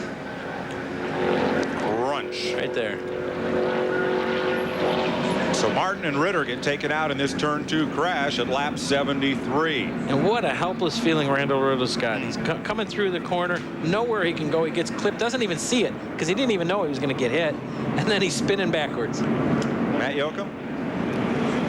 Well, Mike, you talked about Kim Ritter racing late models at Nashville Speedway. She obviously probably is not a happy camper right now because while she's racing late models, the car that was on the racetrack today for Randall is her show car.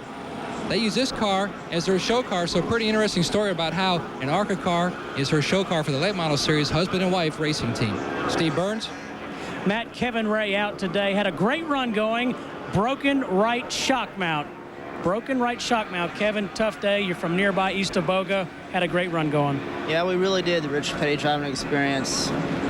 We had a great car. We've been struggling with the motor all weekend, but I feel sorry for the guys. We've really worked hard on this car, trying to get it ready, and we thought we had a good car. But I'd just like to thank all the guys. They've helped me out tremendously, and without them, this car wouldn't be sitting here today. All right, tough break. Let's go to Mike Joy.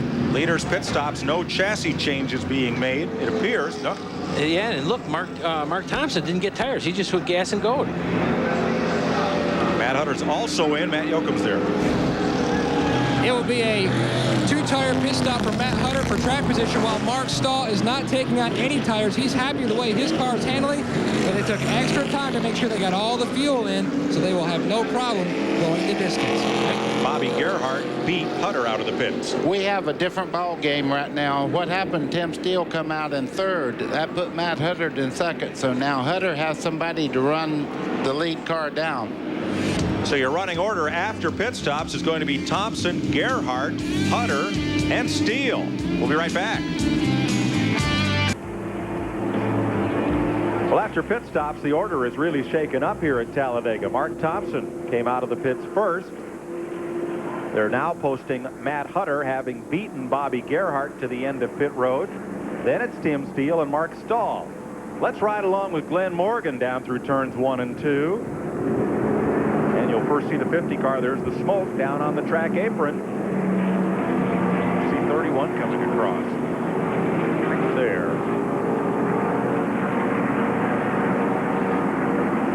Morgan gets by safely as Ritter down in the infield grass. Now on the rollback. Second and goal. I'd say that the goal line stand got stopped short of the goal line. Wow. Ouch. Well, as you can see, when they came out of having their pit stops, Mark Thompson's leading, but Mark Thompson didn't change any tires. Came in, just got gas and go. I think Hutter and Tim Steele both made at least 2 tire change, but I guess I'm not sure what the Steele crew was doing, because the car was in pits pretty long. I don't know if they were making a chassis change or maybe pulling a spring rubber out or whatever they were doing, but they were doing some type of a chassis change. There you can see what happened to the front 5 after these pit stops. Matt Yoakum, Matt Hutter picked up a spot, went from 3rd to 2nd on that exchange. Mike, Johnny Allen made a great call on pit road. They were going to take on 4 tires. He looked up and saw that the 66 car Thompson was the only car that was going to pass them on pit road. He called for 2 tires, opting for track position because he knows his driver's a rookie. There are not a lot of guys that are going to draft with him because they're a Chevrolet, and a lot of teams in the ARCA Series are Fords. They did not want to take a chance. They opted for track position, took on 2 tires. Well, I'm going to tell you, if you're not going to take on tires, Talladega's the place not to, because the racetrack has good grip. It's extremely high banked, as you can see there. I think Mark Thompson wanted the track position. That's what he was thinking. I want to be in the lead when we come out of this pit stop. I don't want to have to contend with these lap cars on the inside also on the restart. Yeah, like you said, buddy, this is the one racetrack where actually new tires are not a big advantage. Well, if you've got a Sony PlayStation or Sega Saturn, check out TNN Motorsports Hardcore 4x4. Fenders crunching, wheels busting, doors flying off. The game gets so real you have to scrape the mud off your TV. It's TNN Motorsports Hardcore 4x4. Mud not included. You can check it out at country.com. It's a big weekend in racing, and you won't miss a minute when you turn into TNN for up-to-the-minute highlights, interviews, and more tomorrow at noon Eastern Time. Race day here on the leader, TNN Motorsports.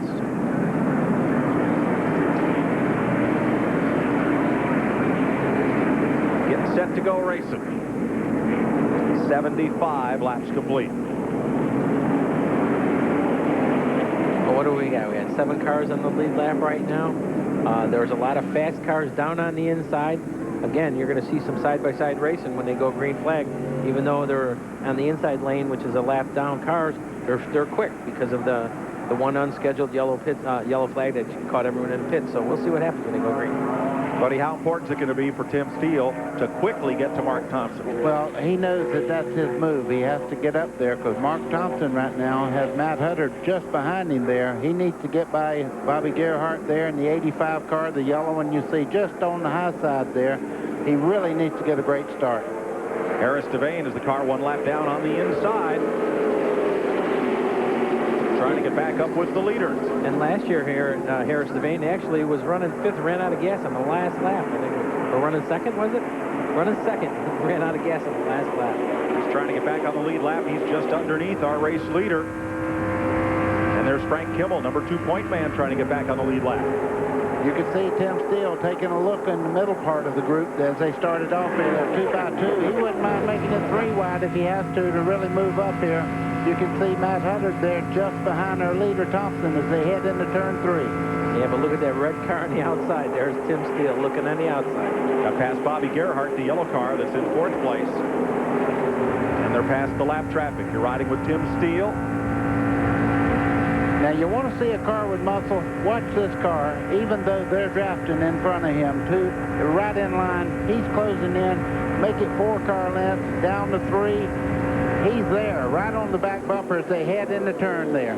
And look behind them, they're 3 abreast. Mark Gibson, right in the middle. Now breaks out to the high side there, or to the bottom rather, trying to get underneath the 33 of Harris Devane. And that's rush hour. Well, boy, they're awful close there. But I tell you one thing, all these guys are doing a great job right now. As they go 2 by 2, it does not look that dangerous right now. You can see as they head off in the corner here, your outside car there, he moved out just a little bit. That took the turbulence off the car on the inside, making it a lot safer to get through the corner. Dan Partis on the bottom there in 42 as Kimmel tries to work his way back to the lead lap cars. He's drafting off Mark Stahl. Yeah, the old saying is give and take, gentlemen. And right now, when you're running in this type of a group, you've got to have the courtesy of being able to give the guy next to you some room. You can hear the sound never changes as Frank Kimmel goes down in the corner. The engine stays the same sound all the way through the corner, never backing off anything. Back up front, Thompson has close company. The Chevrolet in that Thunderbird sandwich is Matt Hutter, right between Mark Thompson and the 16 of Tim Steele. Steve Burns, what changes did they make on those lead cars during pit stops? Hey, Mike, pretty interesting strategy. In fact, these teams are pitting back-to-back and watch each other. Now, the 66 of Mark Thompson, they just put gas in the car, no tires. In Tim Steele's pits, they put on right side tires. It took 3 rounds out of the left rear, making a chassis adjustment. Well, with these Hoosier tires, Bill, what will that do to the car? Not changing tires won't mean much at all to Mark Thompson up front, because like we said, this track is really easy on tires. But what's happening right here, right now, Matt Hutter's got to make sure that these 2 Fords don't get hooked up, because if Tim Steele gets around him, he gets hooked on Mark Thompson's bumper, they're going to leave. Well, like now. No, not quite. If I was in Matt Hutter's car running second right now, as you see, just what Bill talked about, here comes Steele on the inside. Now, Matt's going to fight back on the outside. The 2 cars running side by side, that only helps Thompson. Smart driving there. He dropped right back in, and you can see back underway. The only problem, he lost a position, and Tim Steele is now in second, and the 2 Fords are hooked up. And he's got to hope those 2 Fords together don't get away from his Chevrolet. 80 laps complete, 38 to go here at the world's fastest speedway. We'll be right back to Talladega after this.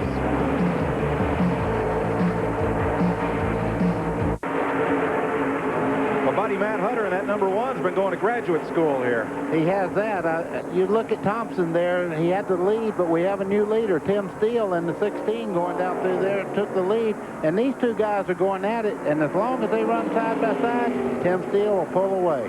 Steele's strength has been from turn 4 back to turn 1. In the 2 short shoots in the tri-oval, buddy, he's been at least a car length faster than the 2 men he's been racing with.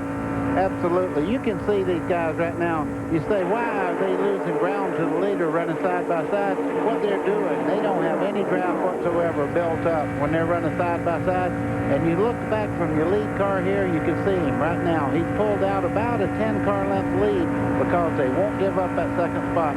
If I was spotting, I'd say either pass him or drop back and run with him and try to catch that lead car. You don't want him to get too far out there. Now, they need to get in line within one more lap, or else Tim is going to actually pull away. But one more, if they can get in line, they'll end up closing up on Tim Steele in about 3 or 4 laps. But it doesn't look like either one wants to give up that second spot. Well, you can see Hutter had a little better pull through the tri-oval, and now Thompson has the low line in the corner. Look at the lead, though. It's grown to about 20 car lengths now. Somebody has to go. You see, finally, Matt Hutter backs up just a little bit. Now they're back in line, and they'll run the leader right back down. Let's check with Matt. Johnny Allen told his driver, Matt Hutter, in the 1 car, look, we are losing a lot of time to the leader. Jump back in behind the 66, draft up to the front, and we'll get our car back into the fight. But right now, we're losing too much time, so that's why Matt Hutter pulled in behind the 66 car. Let's show you the lead change. It happened during commercial. Mark Thompson was the leader, and Steele has Hutter going with him. Yep, you can see now Matt Hutter chooses to go with Steele on the outside. They make almost contact getting into turn 1 there, but you can see right there the momentum going into the corner as Mark Thompson is really fighting very hard to try to keep the lead as they head towards the back straightaway. Watch the 2 cars, the momentum of the 2 cars drafting, pulling away from the 66 of Thompson down the back straightaway. Now, that happened while we were in commercial, and it gave Tim Steele the lead. Now, this pack has been bumping and banging all over the place trying to gain advantage. 4 of these are lead lap cars, and everybody else is a lap down. 32, Mark Stahl, is on the lead lap. So is 85 there, Bobby Gerhardt. And the 59 of Mark Gibson. Everyone else is a lap down. Boy, that works well on a quarter-mile racetrack. When you go to Talladega, I don't like people bumping and banging around on you. And if you ever touch the outside wall here, it may not seem like any damage right at the moment, but usually you have so little clearance between the fender and the tire. Once you hit the wall, you might get tire rub. So it's very dangerous to do all the bamming and sliding around on the racetrack that they're doing. Easy enough for me to say, huh? Well, it looks pretty exciting from up here. I'm with you. Well, now here is Tim Steele while we watch that pack. Mark Thompson and Matt Hutter drafted right back up to him once they got single file. Exactly what we talked about. That's the one thing you have to do, and experienced drivers understand that. You'll never see, say, a Dale Earnhardt and Mark Martin go several laps side by side. They might do it to see who has the best car, and all of a sudden you'll see them drop back and get in line really to catch or pull away from anyone. Mark Thompson looking to the bottom as they head into turn 1. And Matt Hutter up to the high side, working that same lane as Tim Steele. Oh my, here we go. You hear Thompson's spotter calling that the car is outside alongside him. Spade down the apron, and there's Thompson. Gets himself pedaled back to 3rd spot. Looks like if one of these Fords is going to win the race, it looks like Matt Hutter's in a good position to decide which one. Yeah, I think Matt can almost decide who's going to win the race. It depends who he ends up drafting with. But if you notice, the 2 Fords are taking 2 distinctly different lines through the corners. Mark Thompson is staying down in the bottom lane, and the 16 car of Tim Steele is actually moving up a lane. Let's go to Tim Steele's pit, and here's Steve. Hey, Mike, great story down here. This car that Tim Steele is driving has never been raced before. They named it Bear after Paul Bear Bryant, the legendary coach of University of Alabama football. The plaque says, if you believe in yourself and have dedication and pride and never quit, you'll be a winner. The price of victory is high, but so are the rewards. Now, where did they get this plaque? They bought it at the Sheraton where they're staying in Birmingham, Alabama. Matt Hutter never played for Bear Bryant, so he may have a lot to say about. I was thinking the same thing, but I'll tell you, what a great guy, what a great football coach. Yes. But this is racing here, and you can see right now Matt Hutter's running 2nd there, Mark Thompson running 3rd in the 66. As you said, I really believe that Matt Hutter may determine who wins this race, but I wouldn't count him out either. Nope. Matt Hutter maybe never went to played with Bear Bryant, but he sure is going to school today. You bet. 89 laps complete. Here's Hutter looking for the lead. Oh, he might have got into Steele just there. That was close. Tim's kind of letting him know he's not happy with that move, too. And look, here comes Thompson. That's called bump drafting. I've done it a million times here. You'll go up and actually touch the car in front of you. It picks it up about 200 RPMs when you touch the car in front of you. So very important. You see what a great push there going down the back straightaway that Steele got. And you saw Thompson make a decision. I'm going with the guy with the experience. After that happened, after Hutter slid to Steele, Mark Thompson said, I'm going to get up with Steele. We're going to try to go. And again, try to settle this among ourselves. And back here, it's still rush hour. Meanwhile, it's a right hook, then a left. Yeah. And these guys are going at it, boy. Now, Mark Gibson's racing for this championship. Oh. He can't get away from this pack of cars. Boy, there's smoke flying in that pack right there. They're making contact. You can see Butts there in the 14 on the outside got touched really good coming off the dog leg there. Mark Gibson just cannot pull away and break free of this pack. He's leading this pack, but he can't clear it. And he and Bobby Gerhardt and Mark Stahl are racing for 3rd, 4th, and 5th position.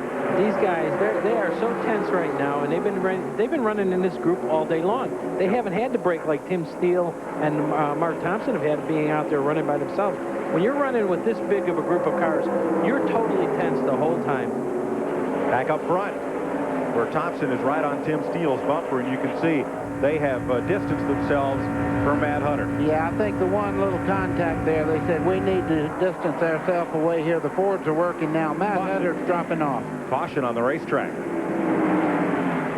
Debris in turn 4 is the reason that we are under caution for the 4th time today.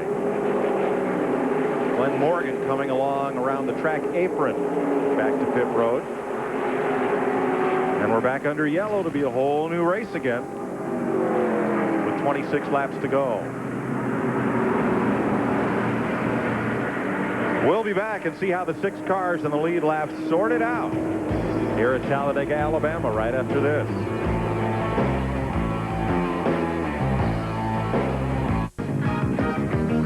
Coming up later today on Hot Rod TV, they'll show you how to fix up the interior of your muscle car and profile the intake king, Vic Edelbrock Jr. That's 4 o'clock Eastern Time here on TNN Motorsports. And tomorrow, Winston Cup action at the fastest speedway on earth. The Die Hard 500 is live from Talladega, 12:30 Eastern Time on CBS Sports. Still under caution for the debris up in turn number 4. Looks like we'll have another lap of yellow and then settle this one off. 24 laps to go at Talladega for the ARCA cars. We'll be right back.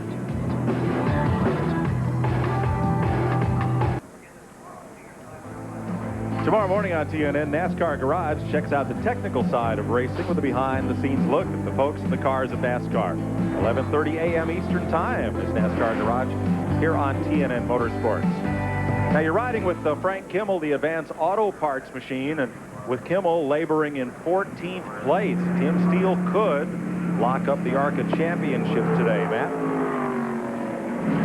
Well, Mike, they've struggled all weekend long. They're really not sure where to pinpoint the problem with this car. They're not sure if it's the motor or the body itself. Maybe it's not as aero as some of the other cars here this weekend. They're looking forward to next weekend when we go to a dirt track at Springfield on the mile. They think Frank will be pretty good there, and also at Atlanta. He was dominant there back in the spring. An interesting note about the sponsor on this car. This is the 2nd season for Advanced Auto Parts to be on the car. How they got the sponsor? Well, they just put an ad in a national business journal. I can't tell you which one it is because the owner, Larry Clement, told me, don't give away my secret on how I got the sponsor. But I'll tell you what, it happens to have a name that's very similar to one in New York City. You kind of get the hint. Well, it pays to advertise. New York City? Well, that's where Wall Street is, you know? Yeah. And Frank Kimmel. Well, I thought they were making pecani sauce or something. All right. Tim Steele, Mark Thompson, Tim Steele have been your leaders today. There's a look at the lead changes as we get set to go back to green. On the lead lap, Tim Steele in 16, Mark Thompson 66. The number 1 of Matt Hunter, the 59, third place point man Mark Gibson, the 85 of Bobby Gerhardt, and the 32 of Mark Stahl. Those are your lead lap cars. 1 lap down, Harris Devane, Josh Baltus, Craig Butts, and C.W. Smith. That's the way they're running here at Talladega. They're going to take 1 more lap under caution here. No restart. So we'll be right back after this word.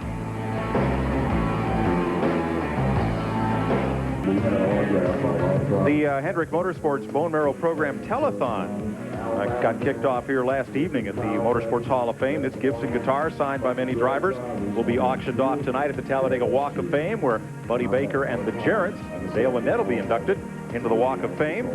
And the telethon is on October 11th and tomorrow during race day, Friday and Saturday the 17th and 18th during TNN Motor Madness. The number, of course, is 1-800-MARROW-2. Green flag with Tim Steele out front of Mark Thompson. Lap car separating Matt Hunter from the 2 leaders. Yeah, that was the best jump Tim Steele's got all day on the restart. He really pulled everyone by about 2 or 3 car lengths. You know, you watch Tim Steele, and he gets more aggressive as the race goes along, and restarts are so important. Dale Earnhardt's used it to his advantage in Winston Cup many, many times. You see back in here, they're racing 2 by 2. The front group up there, the first 2 cars, they're single file and moving on. And trying to check out. Mark Thompson not putting a move on Tim Steele because they want to get away from this path. Well, you can see the third place car, number 1, Matt Hunter, is caught in between those lap cars right now, and the first 2 leaders are bringing him to pull away. That's Harris Devane leading that second pack as they come through the Hunter unable to get through there or get away from that group. There goes Hutter on the bottom trying to get by Devane as they head down into turn 1. I'm sure Devane will let him have the racetrack. You can see kind of but look at Mark Gibson there in the 59. He's also moving up. Now that is for position. That's for third place. Bobby Gerhardt and Mark Stahl also on the lead lap. And they're stuck in that group themselves right now. And 3 wides, 4 wide, Stahl on the bottom, Gerhardt on the right. And who's going to pay the price? 3 cars, 4 cars involved. And 2 more go spinning down to the bottom of the racetrack and into the grass. Without any further damage. Oh, no.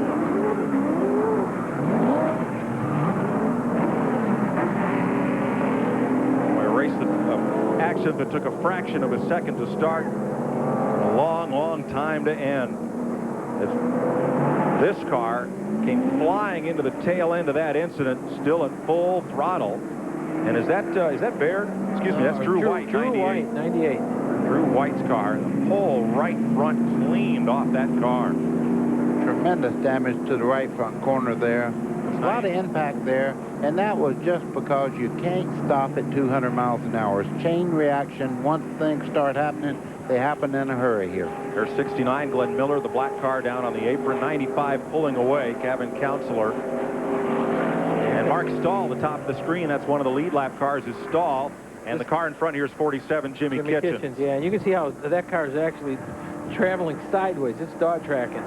The rear end is really bent. The rear end housing is turned completely right on that car there, and he's actually steering to the right there to hold it straight. Hold it straight, yep.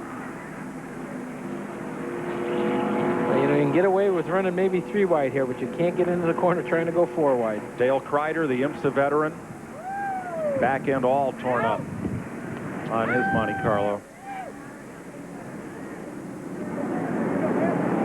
And that's Drew White. And White probably had the hardest hit of anyone, as you can see by all the sheet metal ripped off and the frame radiator bent back.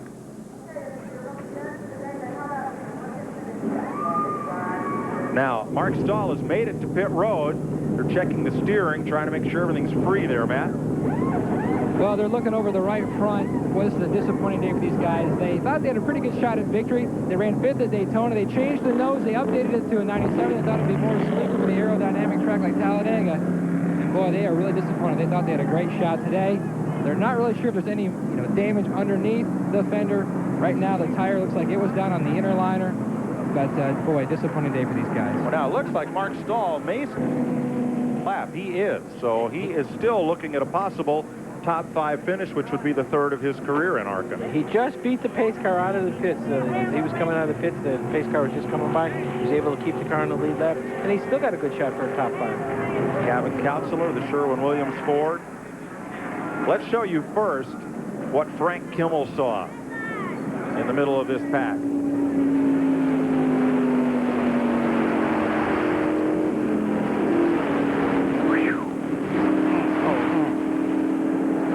Boy, oh boy, you talk about dodging the bullet. He dodged three bullets. of them. You got it. You can see there. The 4th car down on the inside is Mark Stahl.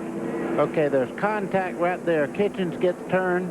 The 32 car there, that is Mark Stahl gets collected, and from back in the pack there, everybody's just making contact, as you see there. Hard 17, contact. the black car, Mike Cacchetti. Mike Cacchetti, yeah. And here comes Drew White, a long time after. Now, it looks like 47 might come down on Gibson, who can't go any lower. Right, no, Mark was caught in between 2 cars. He couldn't go any lower, so it almost looked like he got clipped on the nose. Greg Butch got through without incident. Boy, Gibson did a good job of hanging on. So did Dan Pardis. Now we'll show you what happened later on into it.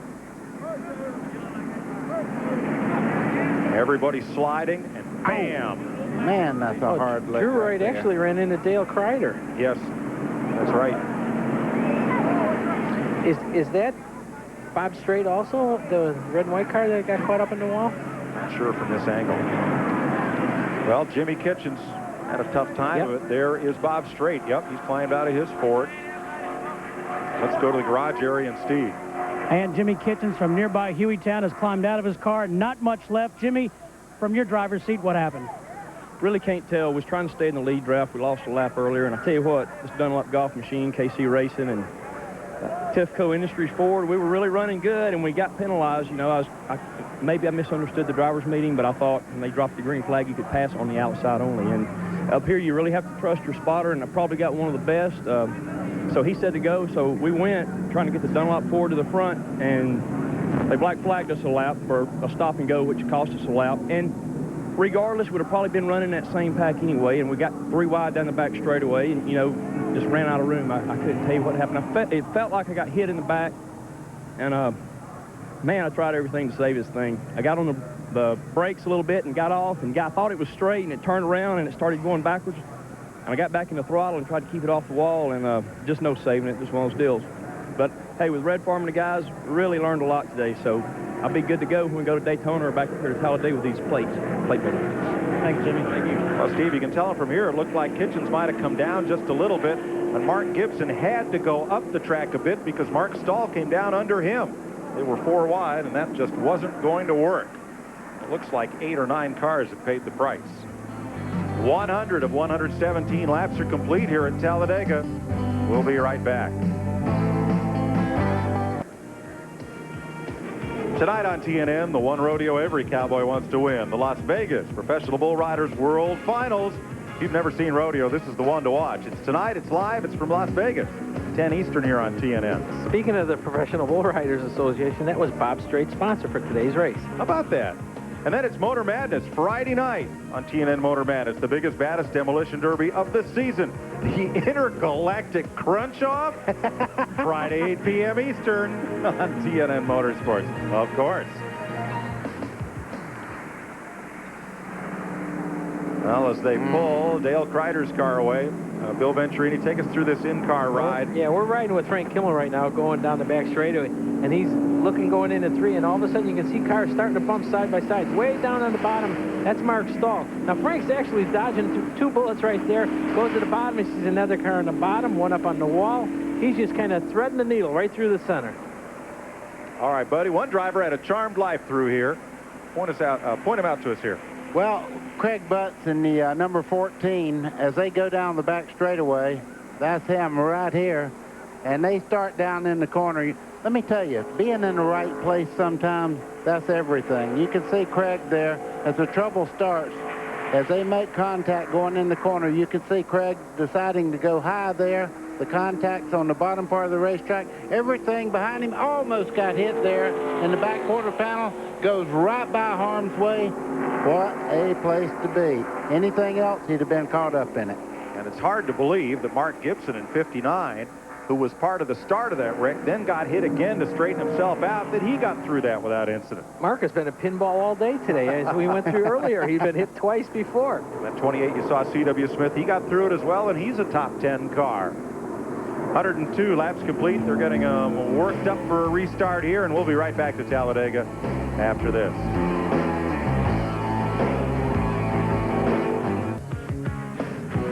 Getting set for a restart here at Talladega in the ARCA Bondo Mar-Hyde Supercar Series. One of the sponsors' products being used up in that garage area here today. Well, Tim Steele has kind of been the Jeff Gordon of ARCA. He's got 10 victories this year. He's the point leader. He'll likely win the championship, but you can see he doesn't get to go to the bank quite as often. Yeah, but I tell you what, he makes it up in heart. Yes. To win for this young driver is just as important as Jeff Gordon, and believe me, money has never been a factor with either one of those guys. They race with their heart. Tim Steele will make a good Winston Cup driver. Light out on the Pontiac Grand Prix safety car. That's Harris Devane down to the inside. And the Georgia Peanuts Ford. And they're helping on that Hendrick Motorsports Mero drive as well. Helping to kick that off. Getting set for a restart. 6 cars are on the lead lap, including Mark Stahl. The fender support on the right front of his car is broken and pushed in. Let's go to the leader's pits. Find out late race strategy. Steve Burns. Okay, Mike, just spoke to Chad Cummings, Tim Steele's crew chief. He says we think we're in real good shape. He says the car is good unless somebody gangs up on us with Mark Thompson. Just over here in Mark Thompson's pits, they're not sure. I mean, we need to keep an eye. They're not sure if they can go the entire way on gas. That last stop, they may not have got enough gas in the 66. Set to go on what could be the final restart here. 14. It'll be 13 laps to go at the line. Well, that second car on the inside, that number 14 car of Craig Butts, if he can get up when they get this restart and be able to hook up with that number 1 Matt Hutter, they'll have their team cars working together. Right. See if they can run those Fords now. Of all the restarts, this is the one that counts. Tim Steele knows that. Watch him rocket out of here to take the lead and get away from these lap cars as they head down toward turn 1.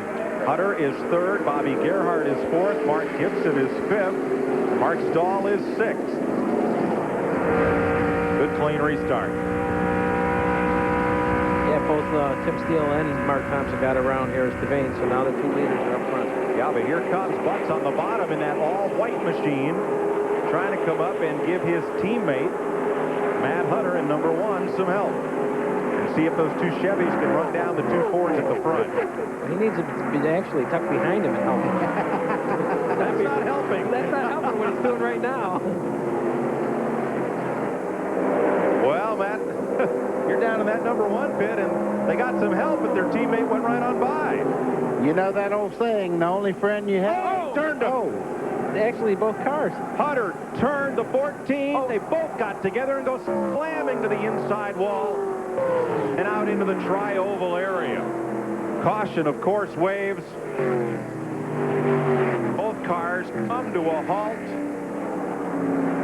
Matt Yoakum, what happened? Well, Mike, I talked to James Finch. He said, don't worry about us trying to get the 14-1 cars together. They're both rookie drivers. We want them just to get some on-track experience. Unfortunately, they both got together. Evidently, Craig was going to try to help out Matt Hutter get up to the front and race the Fords. But as you can see, the day obviously ending on a less than stellar note.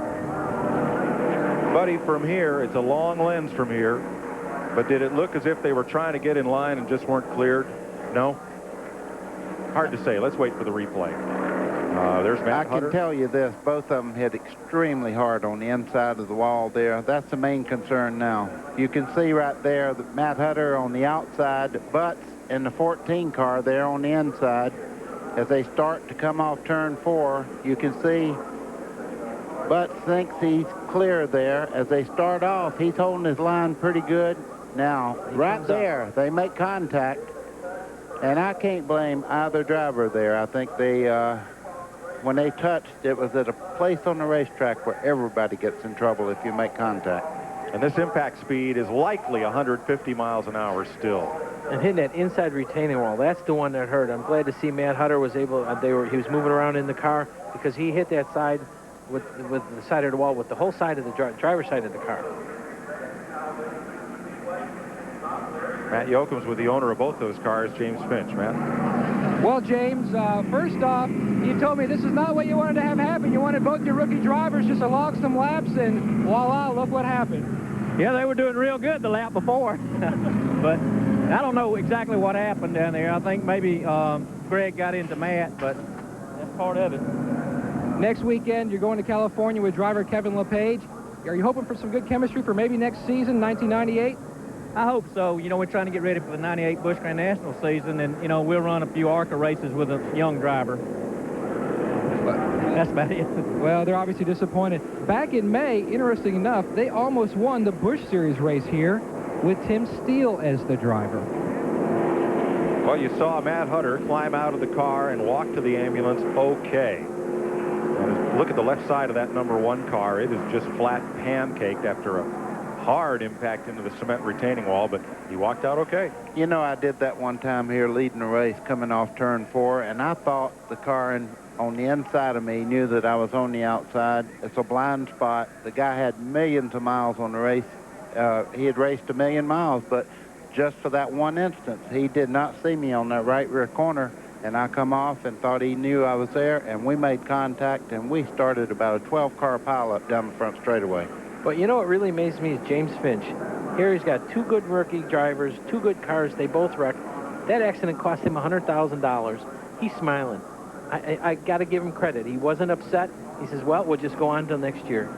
People like Finch understand racing, and the good part was the cars were good and the drivers walked away from them. That's the important part. Yeah, let's emphasize both drivers are out of the cars and okay. Now look up in this turn 4 area. That's about where the accident happened. The view you see right here is the same view the spotters have. They're on the roof right above us. And it's a long way down there, and it's a long way to call the proximity of those race cars. What a good point you make, Mike, because where we're standing and looking into that corner, we can't tell if that car's clear or not. So that spotter, maybe he told him it was, maybe he didn't. He couldn't see for sure. Well, I have a different theory on that. I think you would say Matt Hutter was in 3rd. Your team car's behind you. Give him room, let him go. Yeah, You'd have to agree. I agree. I think they should have actually gotten in line and worked a little better together. But they're both rookies, and they both learned. The final responsibility rests with the 2 drivers, not with their spotters or the crews. We're under caution at Talladega, and we'll be right back. There are 5 cars on the lead lap, and 2 of them have been involved in the biggest incident of the day. Mark Stahl and Mark Gibson, both racing hopefuls for Gibson hopeful for the ARCA championship. Bobby Gerhardt, the only yellow car up in that lead pack, is 3rd.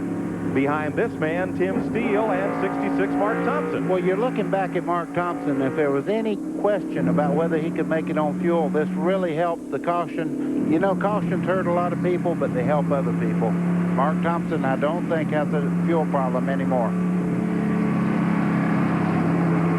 Well, let's show you how some of the other cars got through this one. There's Gerhardt, the yellow car, right behind. Woof. And Gerhardt almost looked like he was going to try and accelerate down to the inside. He had better judgment, and he actually backed off of it.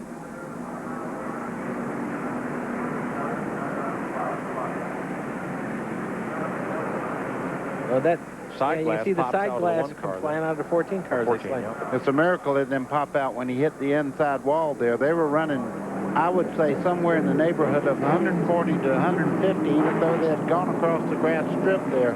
So that was a hard impact. Both cars extremely damaged. You can't tell me that when we slide across the racetrack and hit that grass, that car feels like it accelerates.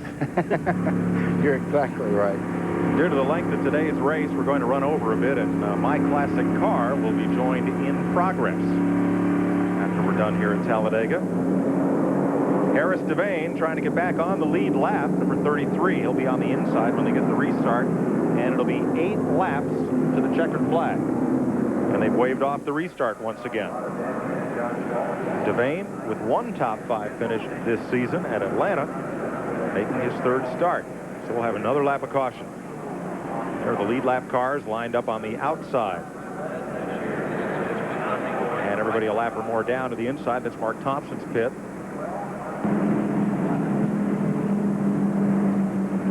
It's a little deceiving, folks. You look out the front windshield there and you see the middle bar there in the center. That's called the Earnhardt bar from a wreck last year that runs down this way.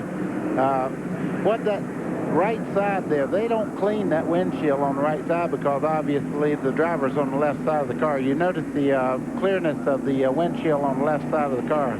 It looks pretty impossible to see out of on the right side, though. All right, let's check in the leader's pit. Steve? Mike with Tim Steele's crew chief, Chad Cummings. Chad, you guys are down to it. It's showtime. Have you talked to Tim? What is he saying? He's saying everything feels good right now. We're just hoping that we can, hold Thompson off. Thompson's been strong all week, and we're pretty close to even, but it's going to be a battle of who can steal the air and go the fastest right now. Well, Mike, it looks like they're enjoying this dogfight. Oh, yeah. And well, they should. Now, they've got Bobby Gerhardt now in third place. Bobby has not been a threat for the lead with his Chevrolet.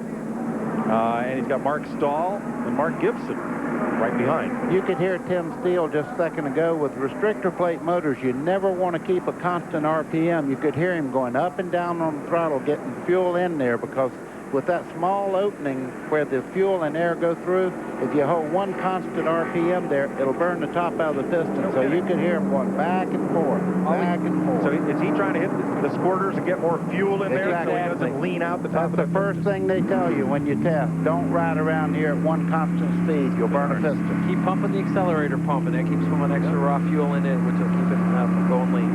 Unless that speed is flat out. Yeah, well, right. Then you're getting the max of everything you can get, all the fuel and all the air. With the restrictor plate, it's like trying to take an air-fuel mixture the size of a grapefruit, the volume of a grapefruit, and stuff it through a hole the size of a lemon. More like a thimble. That's a pretty small opening.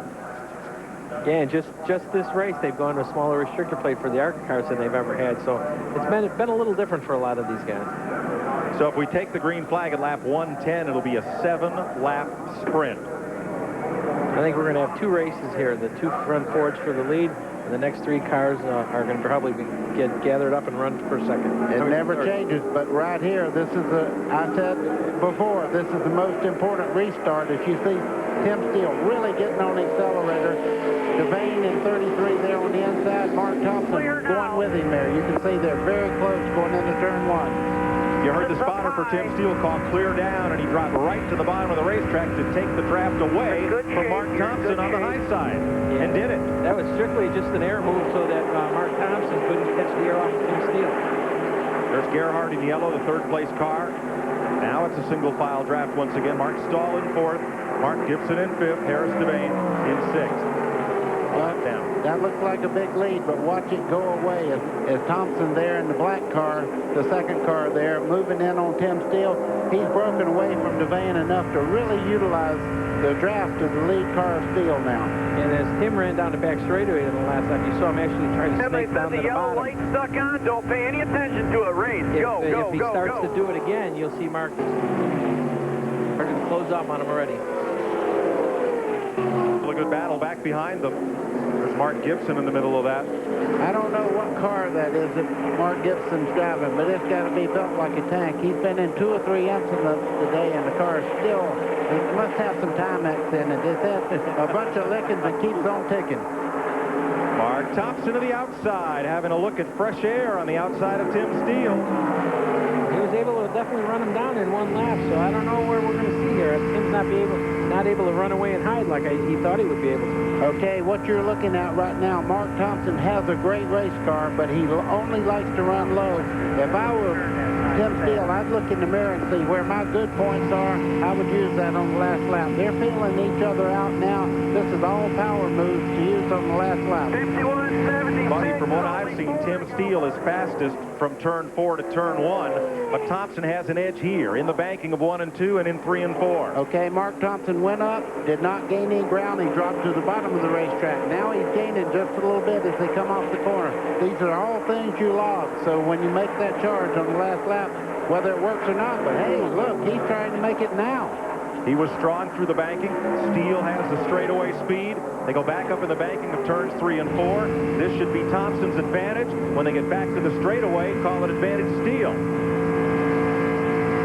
It all adds up to pretty even. Well, it does, but you don't know what Mark Thompson's doing right now. He's trying every different approach on Tim Steele right now. He knows he has a just as equally or maybe just a little bit faster. But let me tell you, I've asked 100 drivers here with restrictor plate racing, where would you want to be on the last lap? And they said up front, first. Yeah, we used to say second or third was better, but not anymore. You want to be up front. You can block for 1 or 2 laps. I wonder if Thompson would draft off Steele all the way down the straightaway. He's going to the outside this time.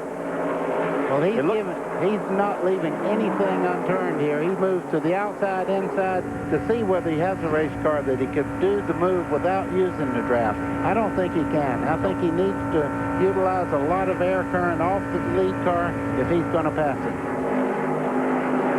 Thompson to the inside, sweeps back across. Is he trying to loosen up the back end of Steele's? I don't know. He's taking a line off of Ford that I've never seen anyone take right now. So I don't know if Mark's actually trying to screw up Tim or if his car's actually working faster down there. Might be that Ron Bouchard line. Remember that great Talladega victory. Well, this guy right here in the 66 is a jet pilot. He knows a lot about drafting and a lot about wind current. So whatever he's doing right now looks wrong to me because I would be in the slipstream. I wouldn't be on the outside or inside. I would be pulling up on him, seeing if I could get enough run on him at the end of the straightaways. But right now, hey, I'm not going to question it. He's sticking with him. Well, I would agree. But that time, Tim Steele changed lanes twice down, doing the Neil Bonnet down the back straightaway. Serpentine, serpentine. There he goes again. They're down to the inside, sweeps back way up in the tri-oval. That may provide a little opening for Thompson to get real close here. Buddy. Well, let's talk about this. We still have 3 to go. Has he really showed everybody how much power he has right now? You see he's high now. He'll drop to the bottom here. He's trying to see if he can get a run coming off the turn. Now it's 2 laps to go as they came across the stripe. There's Thompson trying his own way down the back straightaway. And here sweeps up high. Same move that they've tried the last 2 laps. Well, we won't have to ask this question very long with just 2 laps to go. We're going to see who's got the muscle now. Only going to have to ask one more time. Off turn 4, through the tri-oval and on the short chute, they'll wave 1 lap to go. Okay, now you see he is a mirror image as they go down through these dog leg here. White flag, last time around. Oh, and now Steele's running low on the racetrack, and now he slides up just a little bit. Boy, oh boy. Last time we have to worry about the back straightaway. That's a new approach to it right there. You see Steele coming to the inside. Mark Thompson goes to the outside. Close, but is he close enough? I don't think he is. And like I said, Tim Steele can make that car 40 feet wide if he has to. It's a good thing I'm not the spotter for Mark Thompson. I'd sound like an auctioneer right now because I'd be telling them you got to use the draft. You must use it. He's closing in down the front straightaway. Tim Steele drops it down to the white line. Mark Thompson got him in his gun sights. He is close. He's a car length away from victory. Steele will win it. Mark Thompson is second. Bobby Gerhart, Mark Gibson, Mark Stahl.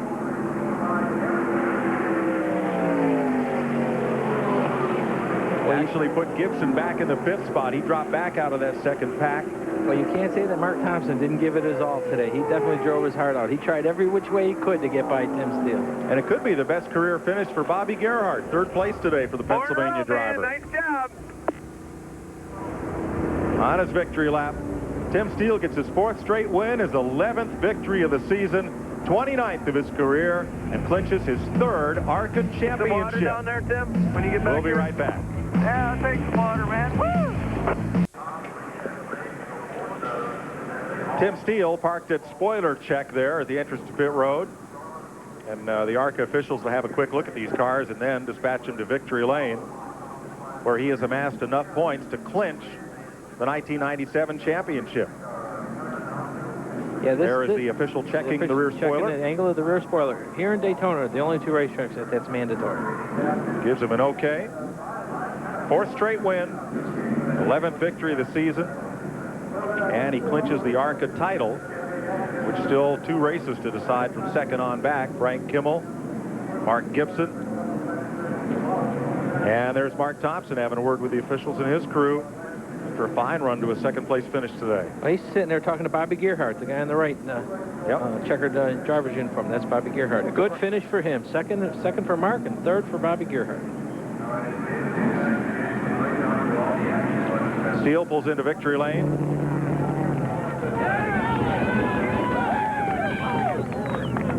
Harris Devane finishes 6th. 7th to C.W. Smith unofficially. 8th to Dan Pardis. 9th to Josh Baltus. And 10th to the point standing runner-up Frank Kimmel. Again unofficially Joel White is 11th and Jeff Finley 12th. Those are all unofficial. Matt Yocum's in victory lane with the new defending and once again ARCA champion Tim Steele. Jubilation running wild. Tim Steele wins a wild one. Whoa!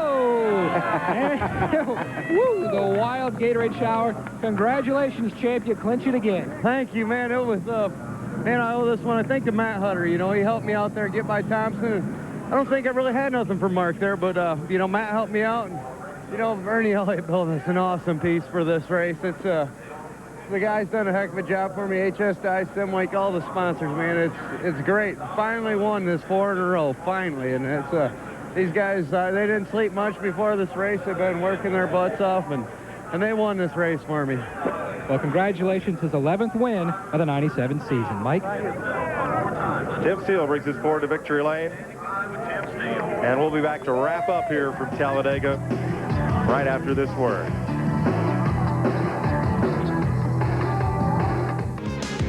TNN Motorsports exclusive coverage of the Winn-Dixie 500k has been brought to you by Miller Lite, who reminds you that anything can happen at Miller time.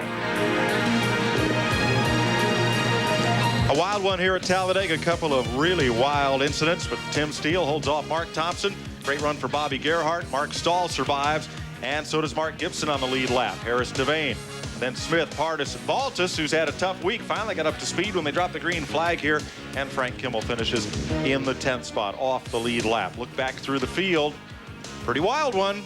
Absolutely, but it was just like all ARCA races. They start out very, very calm, and they kind of get a little more intense as they go. Always a great show. Phil Venturini? Well, yeah, good race.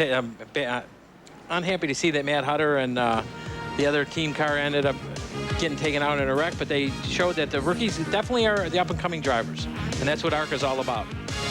Pretty neat show. Coming up next, My Classic Car will be joined in progress. 30 minutes showcasing some of America's favorite cars here on TNN Motorsports. Later today, Hot Rod TV. They'll show you how to fix up the interior and profile Vic Edelbrock. That's at 4. Tomorrow, Bakersfield, the NASCAR Craftsman Truck Series Dodge Truck Stop 300, live at 4:30 Eastern Time on TNN. For Matt Yocum, Steve Burns, Bill Venturini, Buddy Baker, I'm Mike Joy, congratulating Tim Steele on his Talladega victory in the Winn-Dixie 500K.